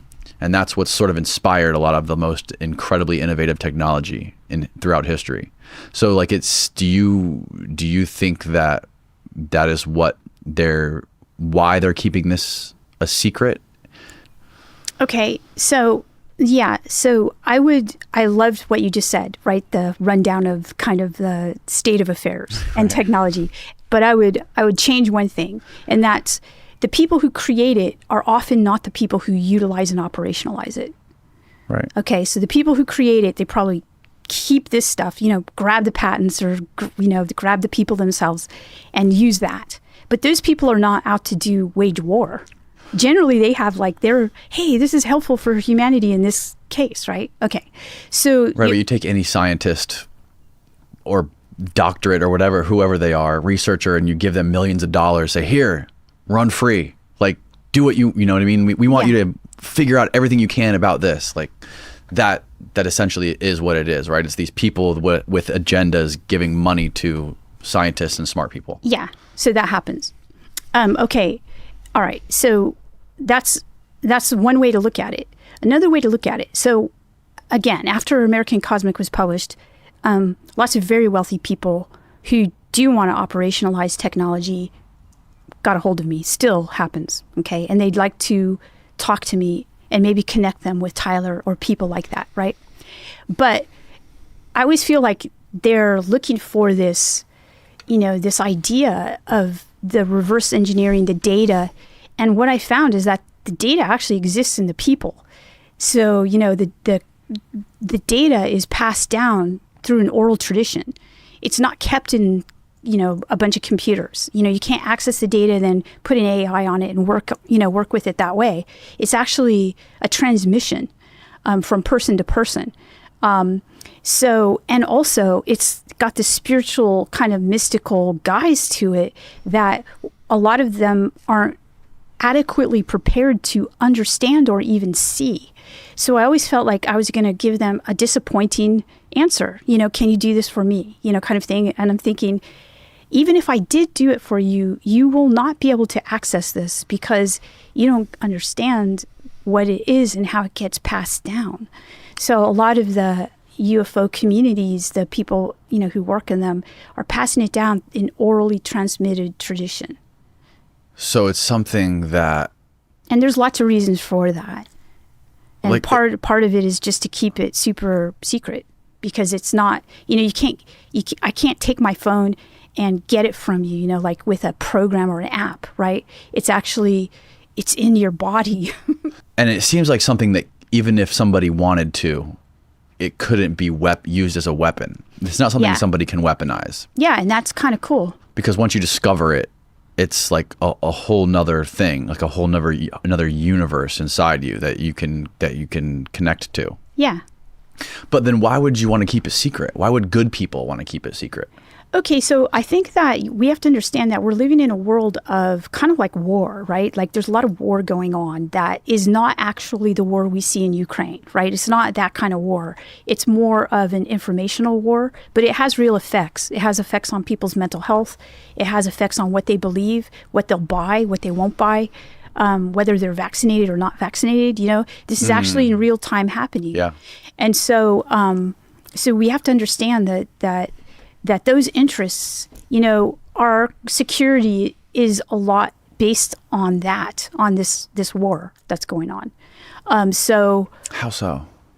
Our security? Well, it's really easily to infiltrate the boundaries of technology, like through different access points. When you open your computer, you're already a vulnerable target. Whereas if you didn't have that, you wouldn't be as vulnerable and war would be fought in the way in which... Okay. Yeah, you're saying like a mind war. Yeah, virtual warfare. So what you're describing is like human beings, we are almost already cyborgs because we're always connected to our phones. We spend most of our time staring at iPhone screens or whatever. And it's easy to be, that kind of stuff, that media is very easily manipulated by somebody who has an agenda. Yeah. And by the way, this is nothing new. Right. I learned about this when I, freshman in university. So I thought I was going to be a doctor. So I was taking classes in nutrition. And I was at a great agricultural school, University of California at Davis. And all my nutrition classes, I thought I was going to learn about how to make people healthy and, things like that. But I didn't, actually. I learned about how we can make square tomatoes through genetic engineering that sell. Wow. And they didn't have any nutritional content, and how Edward Bernays, shifted the 4 food groups and things like that. I mean, my mind was like, whoa, okay, so this is what it's about. And so, so this is just the world we live in, right? Edward Bernays is a wild character. Yeah. I watched a documentary on him by Adam Curtis. Have you seen that one? Yes. Where I guess he's the guy who brought consumerism to the United States, right? Like he's the one who developed it and like brought the subconscious mind into marketing. Yes, yes. One of my favorite parts about that documentary is how he consulted with, I think it was either an agency or it was with the company itself. I think it was Betty Crocker. And there was a cake mix they were trying to sell more of. People weren't buying it. And they did a focus group where I guess they studied housewives. Yeah. And the housewives felt guilty making this cake because they didn't do enough work. So what they did, they added an egg. Yeah. Let's just put on the instructions, crack an egg. Yeah. And now they felt like they were doing the work. They didn't have that guilt anymore. And it started flying off the shelves. Yeah. So Bernays is kind of, all over our culture, made huge inroads into everything. So everything you have to think about from that perspective, like what we eat, everything, the brand. Yes, the brand. And then I was just talking about this on a podcast a couple of days ago. The food pyramid. Yes, is like exactly. upside down. Yeah, yeah. And there was like a bunch of lobbying that went into the original food pyramid. That's from right. like a bunch of food product or food brands. Yeah, so I learned this, but they weren't teaching it to me like, hey, this is kind of terrible and people need to eat better. They were teaching it to me like, okay, this is the best way to do it. And that's why, by the way, I started to take philosophy classes. What do you mean by that? Okay, this is the best way to do it. Yeah, so there was no like self-consciousness about, do we really want to make a square tomato? So what if it sells better and, gets into a box and we're able to ship it anywhere in the world? Like, it's not really that good for you, right? Maybe, so there was no question about the health of the people that were going to eat the tomato. It was, is this the most efficient way to make money off of a tomato? Right. That's what I was learning about. And there was no self-consciousness at that time. I mean, I'm hoping that it's changed since I was a freshman. Right. There's this great quote in this show called Westworld. I don't know if you're familiar with the Westworld on HBO, but it's Anthony Hopkins. He's talking to one of the robots that he made, and he's talking about human consciousness is like peacock feathers. And he goes, look at some of the greatest pieces, the greatest creations that humans have ever made. He said, look at the Eiffel Tower, look at Mozart, look at Rembrandt. All of it is just an elaborate mating call, peacock feathers. And it makes me, that really made me think, like, even going to people like Elon Musk, right? Like, who talks about this grandiose idea of I want to make our species interplanetary. I want to send, do all these great things, eliminate carbon emissions and all this stuff. It's a terrific story, but I always question, like, is it really all just about becoming richer and making billions of dollars? Is it making more and more money? Like, I always question, like, these crazy billionaires, like if I was Elon Musk or if I was Jeff Bezos, like, what is the motivation really? Like, when you really drill down deep into the core. And I always wonder if it's just a big elaborate display of peacock feathers. I would suggest no. I have, of course, thought about this, but a lot of it, yes, is, but a lot of the great things are just done because of pure love and enjoyment. A lot of think of the quote unquote stereotypical cliche starving artists. Well, a lot of artists were doing their work and they were starving, but they were doing it anyway because that's where they felt most alive. Absolutely, philosophers are, the philosophical work. This is not a mating call. Right. Like, they're basically like doing this to survive, to live. A lot of them were on the edge of suicide because they saw the cave and they were like, is this it? I don't want to do this. I don't want to play that game. I don't want to play the game of the big peacock feather. I'm not going to do that. I'm not going to engage. And yeah, Turing is a great example of that. Yeah. A lot of people throughout history. You're right. Yeah. So no. So I can tell you, no, it's not all about the big P. It's just the ones that we know about because they're so, just like Plato says, they're so out there and we see them and they're so in our faces. And, and Socrates said this in Phaedrus, in this book, Phaedrus, that Plato wrote. He said, once writing happens, he was criticizing the technology of writing. He said, once writing happens, people aren't going to know stuff and it's going to be really horrible to be around them because they're going to be completely all about, I'm paraphrasing, all about themselves. And they're going to be insufferable company. instead of actually people that you want to talk to because they know some stuff and, you have a good conversation with them. They're going to be all about their ego, basically, is what he was saying. So he was connecting writing to ego? Yes. Yeah. So like saying that is it the idea that people could basically read a lot of books and gain knowledge through reading about it? But not actually having it. Not actually having it. Yeah. And it's really interesting, too. I happen to think this is really an interesting point. I do, too. I think about this all the time, actually. Oh, really? Yeah, I do. The knowledge there's actually a term I read recently where it's knowledge. I read about it. Knowledge by association or by acquaintance versus knowledge by association, because everything we see in media, I think, every single YouTube channel that's a guy who's a talking head who talks about politics, it's just all they're doing is reading the news or reading Twitter and reporting on it. Yeah. They don't experience stuff. They read stuff. Yeah. Or they listen to stuff and then they report it back. Yeah. It's even on like the news, like the television news, those people aren't experiencing much. Maybe there's situations where guys like go overseas into a war zone and like experience being in the middle of a firefight and have bullets flying everywhere and like meet people. There's definitely that. But I think most of it on TV is, especially when it comes to like the talking heads, all of it is what you're talking about. Yeah. Secondary knowledge. Yeah, they don't. So Socrates identified this as actually, when I look back at this and I reread him, I see it as a turning point in the Western culture, in the sense that he actually referenced knowledge that people would get from their actual environment. It almost sounds like, I can't prove this, but it almost sounds like he's talking about a download experience within the context of the environment where, you have indigenous cultures where people have so much knowledge about their environment, right? They can hear things like if you and I went out into the forest, like the rainforest, like in Brazil or something like that, and they would be able to hear the different sounds in the forest and know exactly what was going to happen, like either rain coming or, whether a dangerous animal is going to be there or, what the state of the forest. You and I wouldn't hear that at all. We would go in there and we just hear like what we would consider to be forest noises. We would be able to, so we don't have any intimate experience of our environments, right?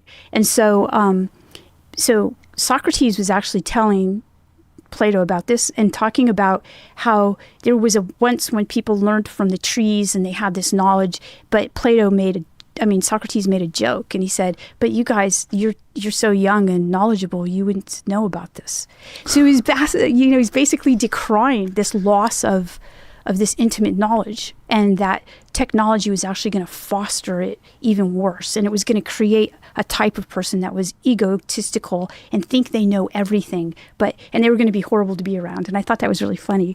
But I agree with you. I see that.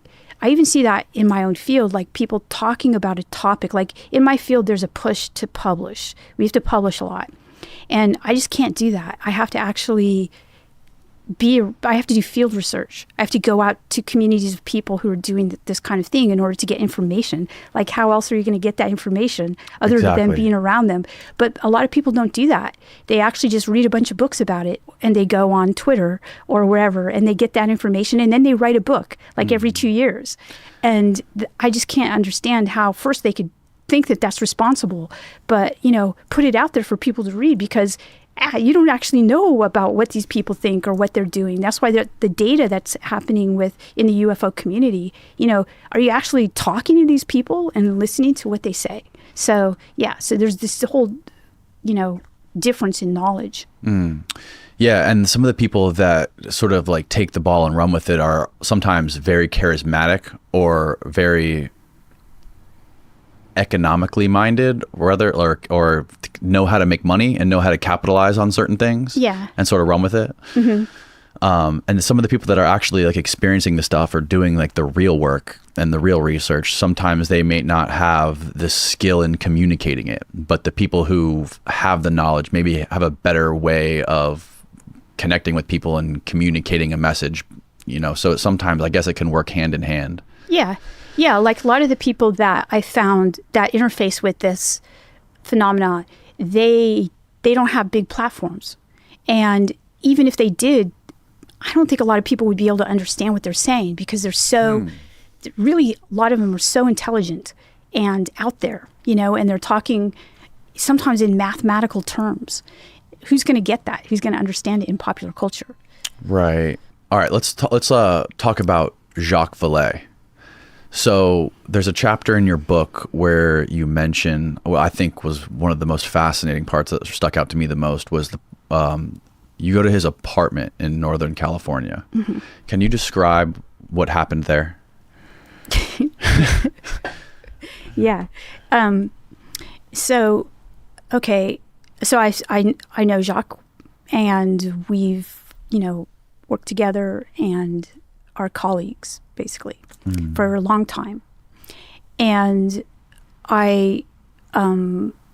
this one time I went to his apartment and we were going to talk about the topic of the research that we were, his research, my research. Mm-hmm. And so he has a beautiful apartment and has an amazing view of San Francisco. And so we were in his apartment and he showed me his library, which is really amazing. And he had a lot of, historical things from the history of ufology in the United States and things from, European Catholic history, like, looked like extant, copies of books about angels and things like that. So it was amazing, and things that belonged to Alan Hynek and things like that. And Alan Hynek was the guy who started Project Blue Book. Yeah, he was one of the people in the head of Project Blue Book, like the main scientist. And Jacques worked with him? Yeah, Jacques worked with Alan Hynek. Yeah. And they were both, part of the reason for that chapter was I wanted to talk about the elements of the mystical elements that each were interested in, which include, they were not affiliated with any Rosicrucian temples, but they were interested in Rosicrucianism. What is Rosicrucianism? So Rosicrucianism is an esoteric tradition that looks like it comes from about the early modern time period, but its practitioners, a lot of its practitioners say that it goes back to Egyptian times. But it looks like depending on which histories of it you read, you'll get a different perspective.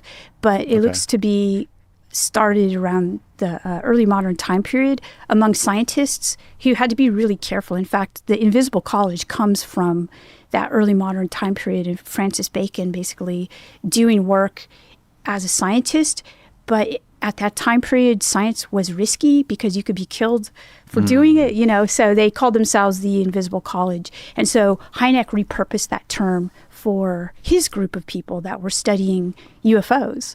And you had to be careful of, because if you were a scientist and you came out as a person who studied UFOs, you were immediately discredited.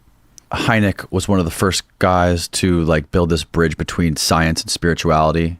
Is that sort of like the backbone of what this is about? I don't know. I don't think he was one of the first guys, but he's definitely a well-known figure who's not known to have done that. And so there's a focus I put in the book on his melding of the two. And you were shocked, I think, to see all of the books that he had on angels that were in his library. I was. Would you ask him about that? What did he say about that? So in the library, he showed me a lot of books about, like I said, the history of ufology, historical stuff from Project Blue Book. And right. That's the kind of stuff that I would expect to see in Jacques Vallée's library. Yeah, it's really interesting. And so, but most of the library was dedicated to these very old books of angels. And so he took out a couple and he showed them to me. And he had a whole row of angels and a whole row of fallen angels type thing. And he made some jokes about it, well, if you have one, you have to have the other kind of thing. And I guess the emphasis, I know that he has a huge historical knowledge obviously with Passport to Magonia. I mean, that's a book about the whole history of, kind of the Western history. It almost reads like a religious studies book about the phenomena in history. And so, of course, I knew that he did have this knowledge. I just didn't know to the extent to which he studied it. So having these books, especially purchasing them and having them, it's one thing to go to archives kind of like I do and read them. Mm-hmm. But to get them and to acquire them, to keep them in your own home, these are old books that require a certain, they could disintegrate. The papers can disintegrate. So you have to have a climate-controlled environment. They're kind of difficult to keep. So he had a huge library of these books. So yes, so it just reconfirmed for me that the focus of that chapter should be on the spiritual elements in the history, and his focus on this esoteric tradition, as well as Hynek's focus on this esoteric tradition. It reconfirmed for me that was appropriate. And he gave you a book at the end of your meeting with him that day. What was this book? Okay, so book on the devil, right? Well, it was a history of Satan. Okay. And it was done by these Carmelite nuns. And so he gave me the book and he said, you should try to acquire this book. It's really good. And I looked at it, and then the paging on it was really interesting. It was the last page was 666. So he laughed and said they had a sense of humor, And so, yeah, that was, at the time I was really shocked by that. And thought it was, what? So it took me a while to actually talk to him about it, because I thought, how do you ask somebody about this, right? So I did ask him, and he said that, and he's right. So the way we see, he was basically suggesting it because of the ways in which, how the ways in which the UFO are made to look kind of a certain way, but when you look into it, they look different. And the same way with religious traditions, like Teresa of Avila's experience with the little angel. If you look at pictures and paintings from that and the statue of that, it looks very different than the primary source material. Okay, like the description that she actually gave when she wrote it. Yeah, it looks completely different than what you call it, telephone game.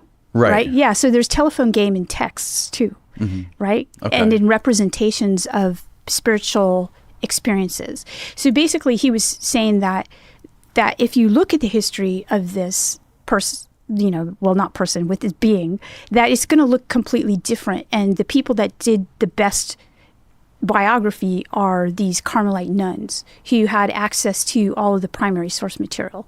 Did you read the book? So I did look for the book, and I didn't do a hard search for it because I was so busy. Right. I haven't been able to, but I do want to acquire the book, absolutely. So no, I have not read it.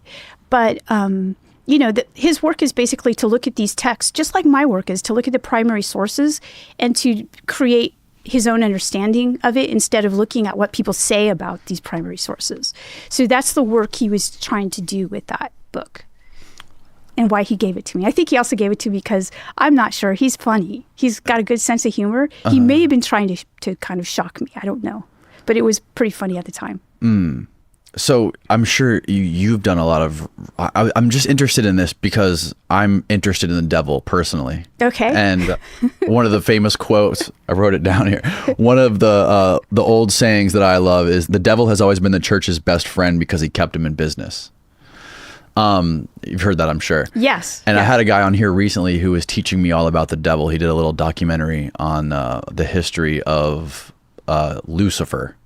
And he basically said that Lucifer was never real. Well, I mean, that's like saying God has never been real, right? So we can't actually prove the existence of the beings that people believe in, okay? There's no microscope, okay, this being exists. Right. Which is kind of an interesting critique of religion, because there's a lot of things we can't actually prove the existence of. Like when we tried to prove the existence of atoms, they kind of go around. Electrons move in different directions. And, so scientists even have a hard time proving what they believe to be like real kinds of things. Okay. Mm-hmm. So, all right. So as a person who studies religion, when you start to look at the ways in which either Satan, and there is a named Satan in the Bible, which is the Hebrew Bible, Christian Old Testament, and New Testament, right? So, and Lucifer. So you look at these, you see that the Bible's created, it's basically a bunch of different books put together, and they're written by different people over many, many years, hundreds of years. Okay. So the depictions of like the Satan in the book of Job, for example, looks to be like, he's kind of like a friend of God, right? So if you look at that depiction of Satan, and then you look at the depiction of Satan in other texts in the Bible, they look to be terrible or something completely different than that. So it doesn't look like there's like a cohesive person or entity that's Satan. Now, if you look at the extra texts that go into the formation of, say, Christianity or, different, like, let's just take Christianity. That's what I'm most informed in. You'll see that there are other texts that talk about this being. And, and then you have people that have experiences of this being or of evil, and they call it Satan. So I haven't listened to that podcast that you did with that person, but in terms of the unreality of it, I would say that if you're looking at a cohesive person, or a cohesive entity called Satan, it's not cohesive within the Bible. You're not going to see that. But if you look at it within the various traditions that discuss this person or assume it, and, in various denominations of Christianity, Satan exists or doesn't exist. So, there are some denominations that don't talk about Satan. Even certain factions of one denomination that will talk about Satan or not talk about Satan. So, yeah, that would be my answer. I think James Fox's creature in Virginia could have been Satan. Yeah. So exactly. That's my point, is that you have descriptions of weird things like that, and then people ascribe it to Satan. They say, this must be Satan, or this must be a demon, or something like that. And you still have that within Catholic cultures. If you have a UFO sighting and there happens to be the smell of sulfur and, these beings that look like this, they're going to say the same thing because they still believe in that. That's still their culture. What did Nietzsche mean when he said God is dead? And you talked about before, like you weren't a fan of Nietzsche until like there was this weird, you talk about synchronicities a lot in your first book. Yeah. And how it was a synchronicity in itself, the fact that when you picked up a book by Nietzsche. So synchronicity, when you do field research in religious studies, you find that no matter what religion or denomination, synchronicity for people, meaningful coincidences, it's like the engine of spiritual belief. So people in the Catholic, when I was doing my book on purgatory, a lot of Catholics were telling me there are synchronicities and them saying, so it was a sign from God, And I noticed this in the UFO community too. People had like a lot of synchronicities. I did too. And people ascribed meaning to them. Like, I must be on the right path because this is happening and things like that. And of course, when these things happen, it's pretty interesting. It's like, wow, this is so interesting, right? And I've had those experiences and have them all the time. And of course, I step back though, and I don't want to ascribe any kind of overarching theory or meaning to them because they could just be by chance, right? And so Nietzsche, and so I've been thinking about this for a very long time. And it wasn't the first time I picked up a book by Nietzsche because a lot of my friends wanted me to like Nietzsche. And they gave me books and they'd say, read this, you're going to love Nietzsche. And I would start to read him and I hated his philosophy. I was like, this guy's What terrible. About his philosophy did you hate? He seemed really arrogant and he was very sexist and racist. And I really didn't want to fill my head with that kind of philosophy. So I didn't think he was really that interesting. And so it never stuck, right? So one day, it was on New Year's Eve and I was not out there partying with everyone, but I could hear everyone partying. And I decided to try to get some sleep. So I went to bed And at midnight, everybody was partying so much. I heard everything. I woke up and I was like, oh, what am I going to do now? And I saw this book by Nietzsche by the bed. So I picked it up and I opened it up randomly. And I opened it up, by the way, it was the Gay Science. And I opened it up to, I think it was Aphorism 273, but it was a book 2, which was Saint January, Sanctus Januarius. It was about this saint. And I was like, okay, it's like the January. It was January 1st. So I thought that's a weird kind of coincidence. And I opened it up and it was basically, he said, today's New Year's. And I was like, it is New Year's, you know? And I thought it was really interesting. I was hooked. And I was like, okay, what is he going to say about New Year's? He said today he was declaring his philosophy of amor fati, which is the love of one's fate. So when you're disgusted by life and life gives you all these terrible things, you know, just look away. Like, don't try to fight it. Just look away from it into something different and more beautiful.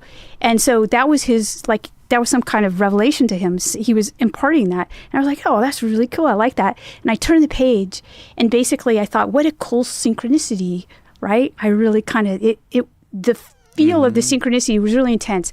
The next aphorism, the very next page, was basically an argument against ascribing meaning to synchronicities.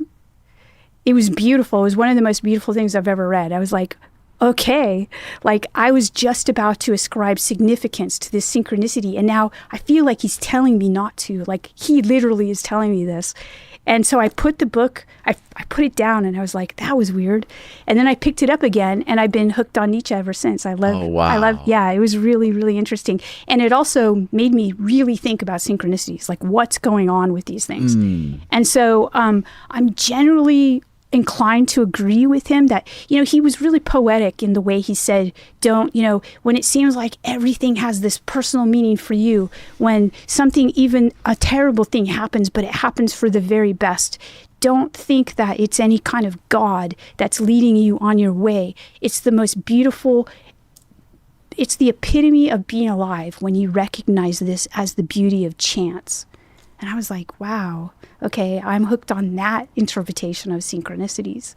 And so I try to, when synchronicities happen a lot, and they do, I think it's just something that is actually, just like Plato's cave is structural for Western society, I think that it's structural for being human. Like people from indigenous cultures also talk about this as well. And they say that rational science doesn't actually understand that when you're really in tune with your environment, like these things they just happen and they're part of being human. And it's part of what makes being human fun and interesting. But, you know, scientists are doing this too. Scientists are having some pretty intense synchronicities. And they feel like, you know, oh, this is it. You know, this is going to help me with this technology or this equation or something like that. So I think it might have to do with learning or being open to being taught by your environment, life, you know, something like that. I mean, I'm still, to tell you the truth, I'm still trying to figure it out. Yeah. Do you think that this whole thing that's going on right now with technology and like ChatGPT and UFOs, do you think that this is becoming like a new religion for Western society? No, I don't think it's becoming a new religion. I think that people are, there's a religiosity. Okay, so a religion is something pretty discrete, has a beginning and an end. There's usually a person associated with it, like, you know, a figurehead. And it's an ongoing kind of formation that has dogmas associated with it. So what I see right now with technology and especially AI and its association, you know, there's what I would call a religiosity. And this is what I identify as the UFO thing too, because there are religions that focus and emphasize UFOs. Okay, so like the Nation of Islam, it's found, you know, there's a belief in that religion that there's a mothership and that in the end times the mothership's going to show up again, and that these little UFOs that people see, they're part of the mothership.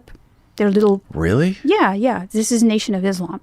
So this is a distinct UFO religion. But what I see right now is this pervasive belief in UFOs kind of on the rise, given credence by the U.S. government, basically saying, with the Pentagon report and a lot of the media associated with it. And this is kind of this, a lot of times we can't prove that religious things exist. We base it on testimony, and that's very similar to what happens with UFOs. We have testimony and things like that. So I see this kind of as an effect of technology, the decentralization of religion. That's what I think is happening. What do you think of the whole Bob Lazar story? Okay, so I can't say I believe it or disbelieve it. There's so much about it out there. Obviously, he himself has been discredited by a lot of people.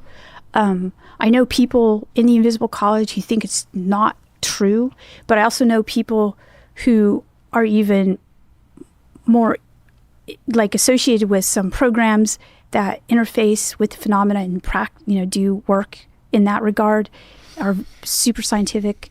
And you mean people that do back engineering stuff? Well, they say they do. I can't say whether they do or not. I don't know, but they claim to. Okay. And they believe him, and they say that They believe him. Yeah, and they say that they believe that they've said that he's now. This is stuff I can't confirm though, Danny. So okay. So, but they say, so it's really confusing to me too, just like for everyone else.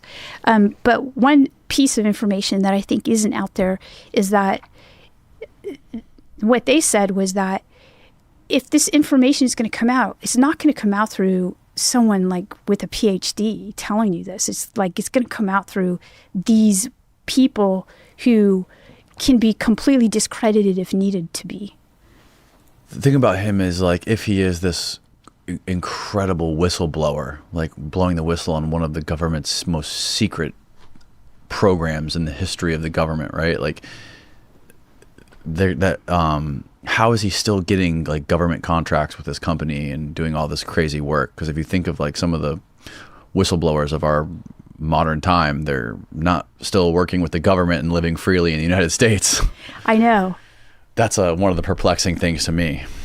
And for me to have people on this side who are so invested in the UFO thing for years and years and years, their whole lives, and scientists adamantly against him.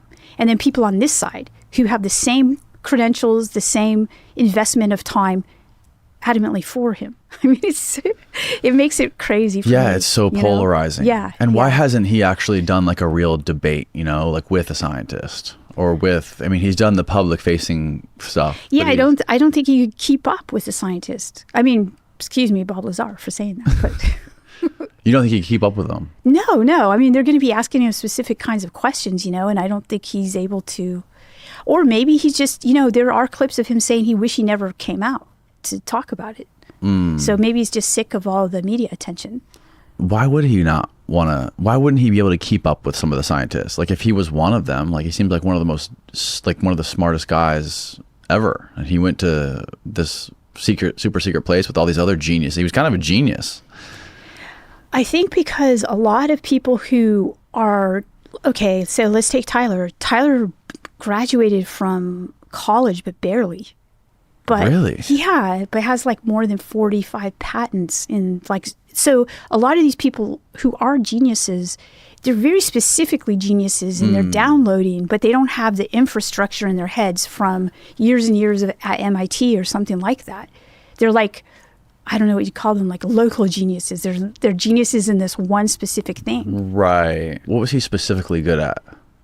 Okay, so he basically created the basis for a lot of biotechnologies that were used in different kinds of things. And he created companies that were sold on NASDAQ for upwards of $100 million and stuff like that. And this was all done privately without being involved in any, were these big government contracts or were these just? No, he created these things. He created the patents for them, and some of them he worked with. He flew his first big thing that he created that was a biotechnology was an experiment that he flew on one of the space shuttles because it had to be done in like zero gravity environment in space, and it was successful. But that was actually taken from him by the government, and so he was mad about that. So he quit the space program for a while, and he went privately and did a lot of this stuff on his own. So okay. So then he worked with biotechnology companies to create these companies, and then he was recruited back into the space program. Oh, wow. Did he ever go into space? Almost. Yeah. He was like 60,000, or I don't know. It was like really high up, right? Because he would go up there in order to look. Well, I don't know exactly what he was doing. I shouldn't really talk about it because I really don't know. But no, he was a pilot, but he never went into space. Okay. But he would. He was the person who would help astronauts with stuff and mission controller and stuff like that.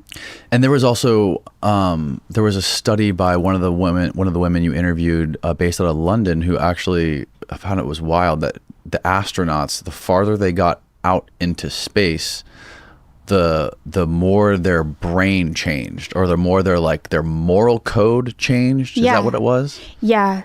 Dr. Ea Whiteley. She's at University College London, and she's a space psychologist, which I think she created that position because... Space psychologist. Yeah, so she helps people in extreme environments, and space obviously is an extreme environment. And she's a pilot, like an award-winning, she jumps out of airplanes and, things like that. She's a pretty intense person. But... yeah, so she knows the psychology of astronauts and of people, of pilots, and she's made flying safer for all of us, by the way. She's pretty amazing. Yeah, so the first 2 chapters of that book talk about her work. And so so the further pilots get out into space, the more, first of all, they can have like a panic that they're not aware of. And she's able to identify the panic through their voice. Through using technology. She can identify like just the smallest change in their voice that shows that they're just about to have a panic, because the further you get away from the Earth, the more panicked you get, and the more there's a case for being totally irrational. And since these pieces of equipment that they're in are billions of dollars, it would cost a lot of money to have someone freaking out there. And so, so I have some examples of astronauts when they're out there having these kinds of experiences of kind of creating their own rules and things like that in order to, just because they're so disoriented from being in a place.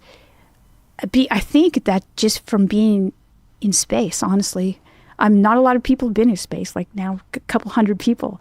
So are they able to simulate that on Earth?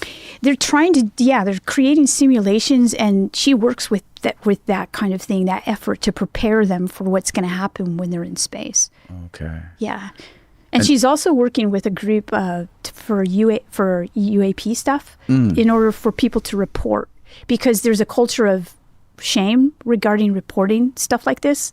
And so she helped pilots report anomalous information that made flying safer for everyone. So she's working on this with UAP right now. Was Edgar Mitchell one of the people that first described this psychological effect of going deep into space and like seeing Earth as like this one little thing, and seeing Earth as like this he had separate, being disassociated from Earth? Well, he wasn't the only one, but he was one of them who actually did something about it because it changed him so much. But the idea that astronauts, when they go out and what they see, and then the Earth, obviously William Shatner just had this experience with Jeff Bezos's, he went out into space. Right. It was pretty horrifying for him. And he cried. Right. So, a lot of people think how great it would be, let's go out into space. But then when you do get out there, it's a pretty intense experience. Either, sometimes it's good, but a lot of times it's traumatizing in certain respects. It's a funny thing to think about, the fact that these people change so much, like the deeper they get or the farther they get from Earth. And it makes me think about like how different are the morals of another like species or another sort of being. Yeah, you think about that. So remember some of the old novels about people stranded on islands, like desert islands, and how they form their own moral code and society. Lord of the Flies. Yeah. So in a sense, what Dr. Wiley's doing is she's looking at Lord of the Flies in space. Oh, wow. Yeah. That's fascinating. Have you ever heard the stories of some of those uncontacted tribes? That my friend Paul Rosley, who I was telling you about, who wrote that Mother of God book in the Amazon, there's some uncontacted tribes in the Amazon too. And whenever they come across other human beings, they literally, all they try to do is kill them. They know they're humans, but they're like an evil presence to them, which is bizarre. Well, I guess it's kind of true in the sense that if they're dying from the diseases that are brought, it's a bad thing. Mm-hmm. But it's just it just blows my mind to think that there's still uncontacted tribes that are on this earth. Another thing I wanted to ask you, are you familiar with John Marco Allegro? It sounds very familiar.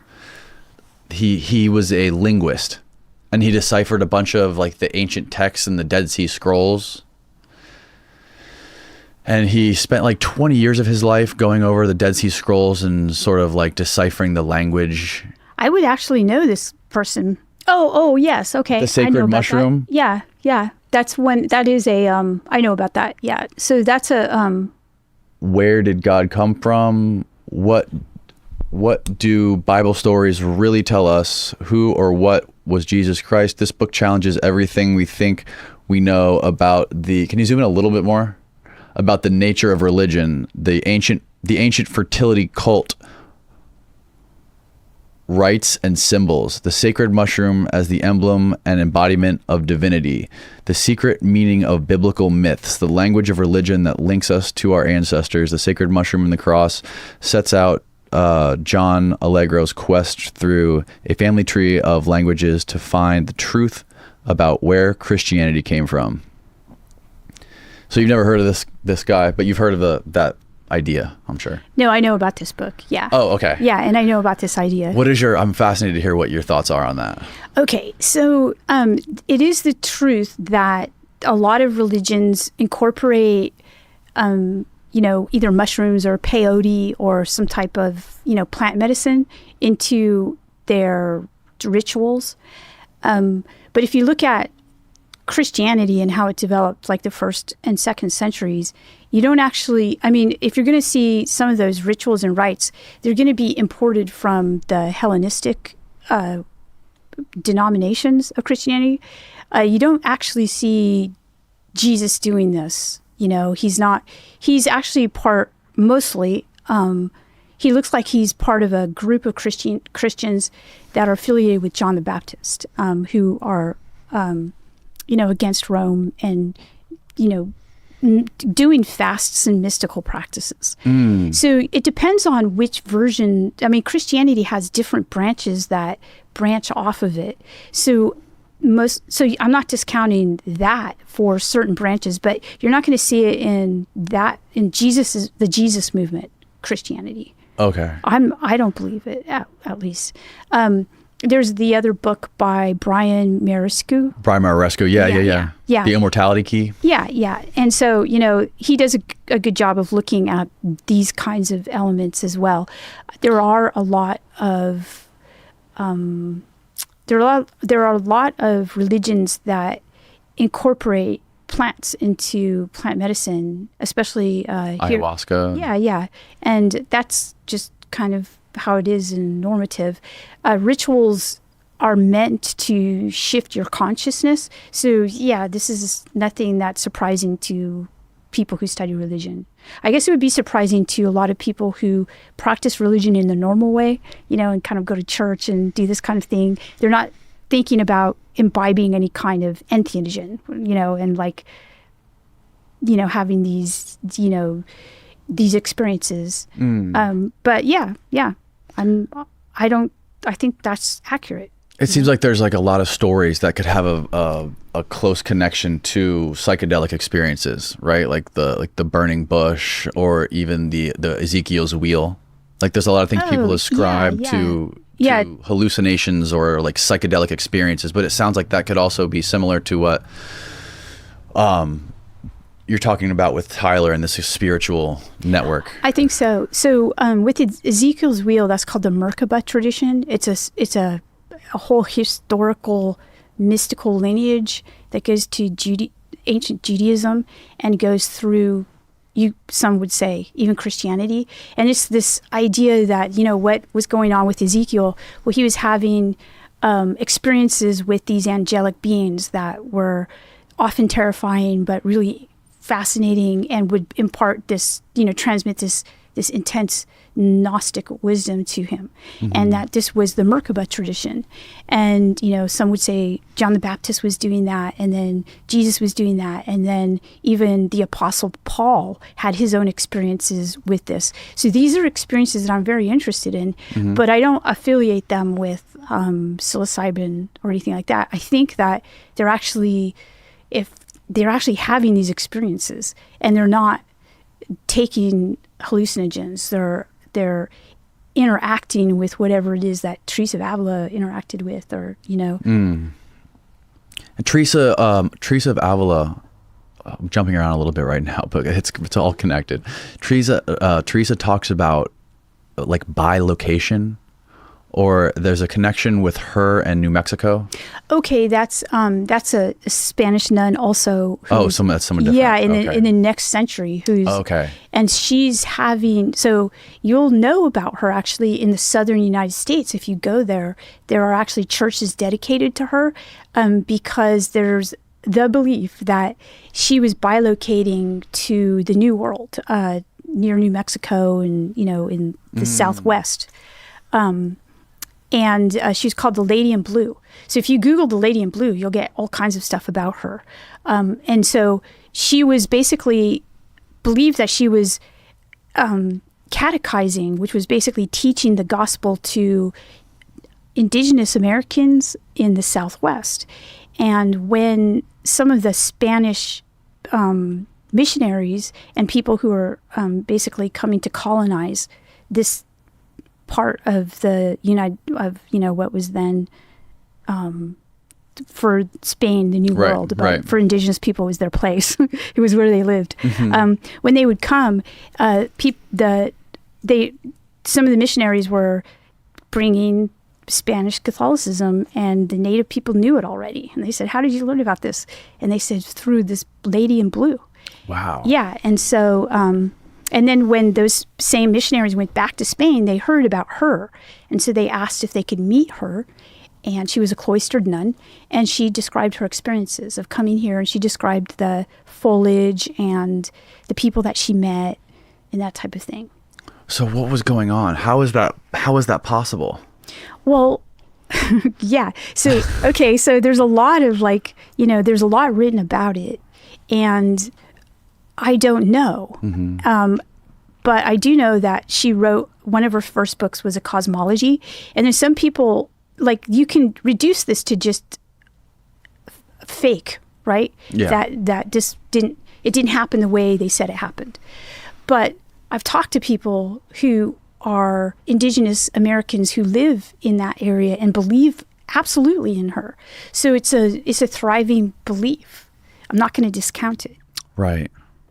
And, going back to these crazy experiences that some people ascribe to, like hallucinations or psychedelics, like ayahuasca or psilocybin, it seems like it's a blurry line between what is that, like dancing elves or whatever it may be, and what is an actual like UFO, like what we're seeing today. Yeah. So what I think about that, actually, I think that most likely, Pete, they're going to a real place, that there's this real place, and it's perhaps, I'm not going to prove this. It's interdimensional. It's another dimension.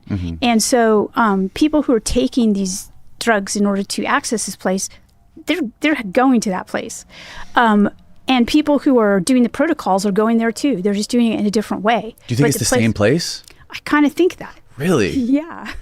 What makes you think it's the same place? Oh, this is totally like non-professor talk. This is That's fine. This is what I think. Okay, right. So yeah, I've met too many people that have reported similar things, and almost identical things. Really? Yeah. I mean, it's just after time, you're like, okay, well, and then there are the people that are doing the DMT experiments, Yes. you know? Yeah. So I think, I don't know. I mean, I think that it's really interesting, but They report like little elves, or like they report geometrical patterns and shapes, and a lot of them they take this stuff and they experience the same exact thing. yeah, that's right.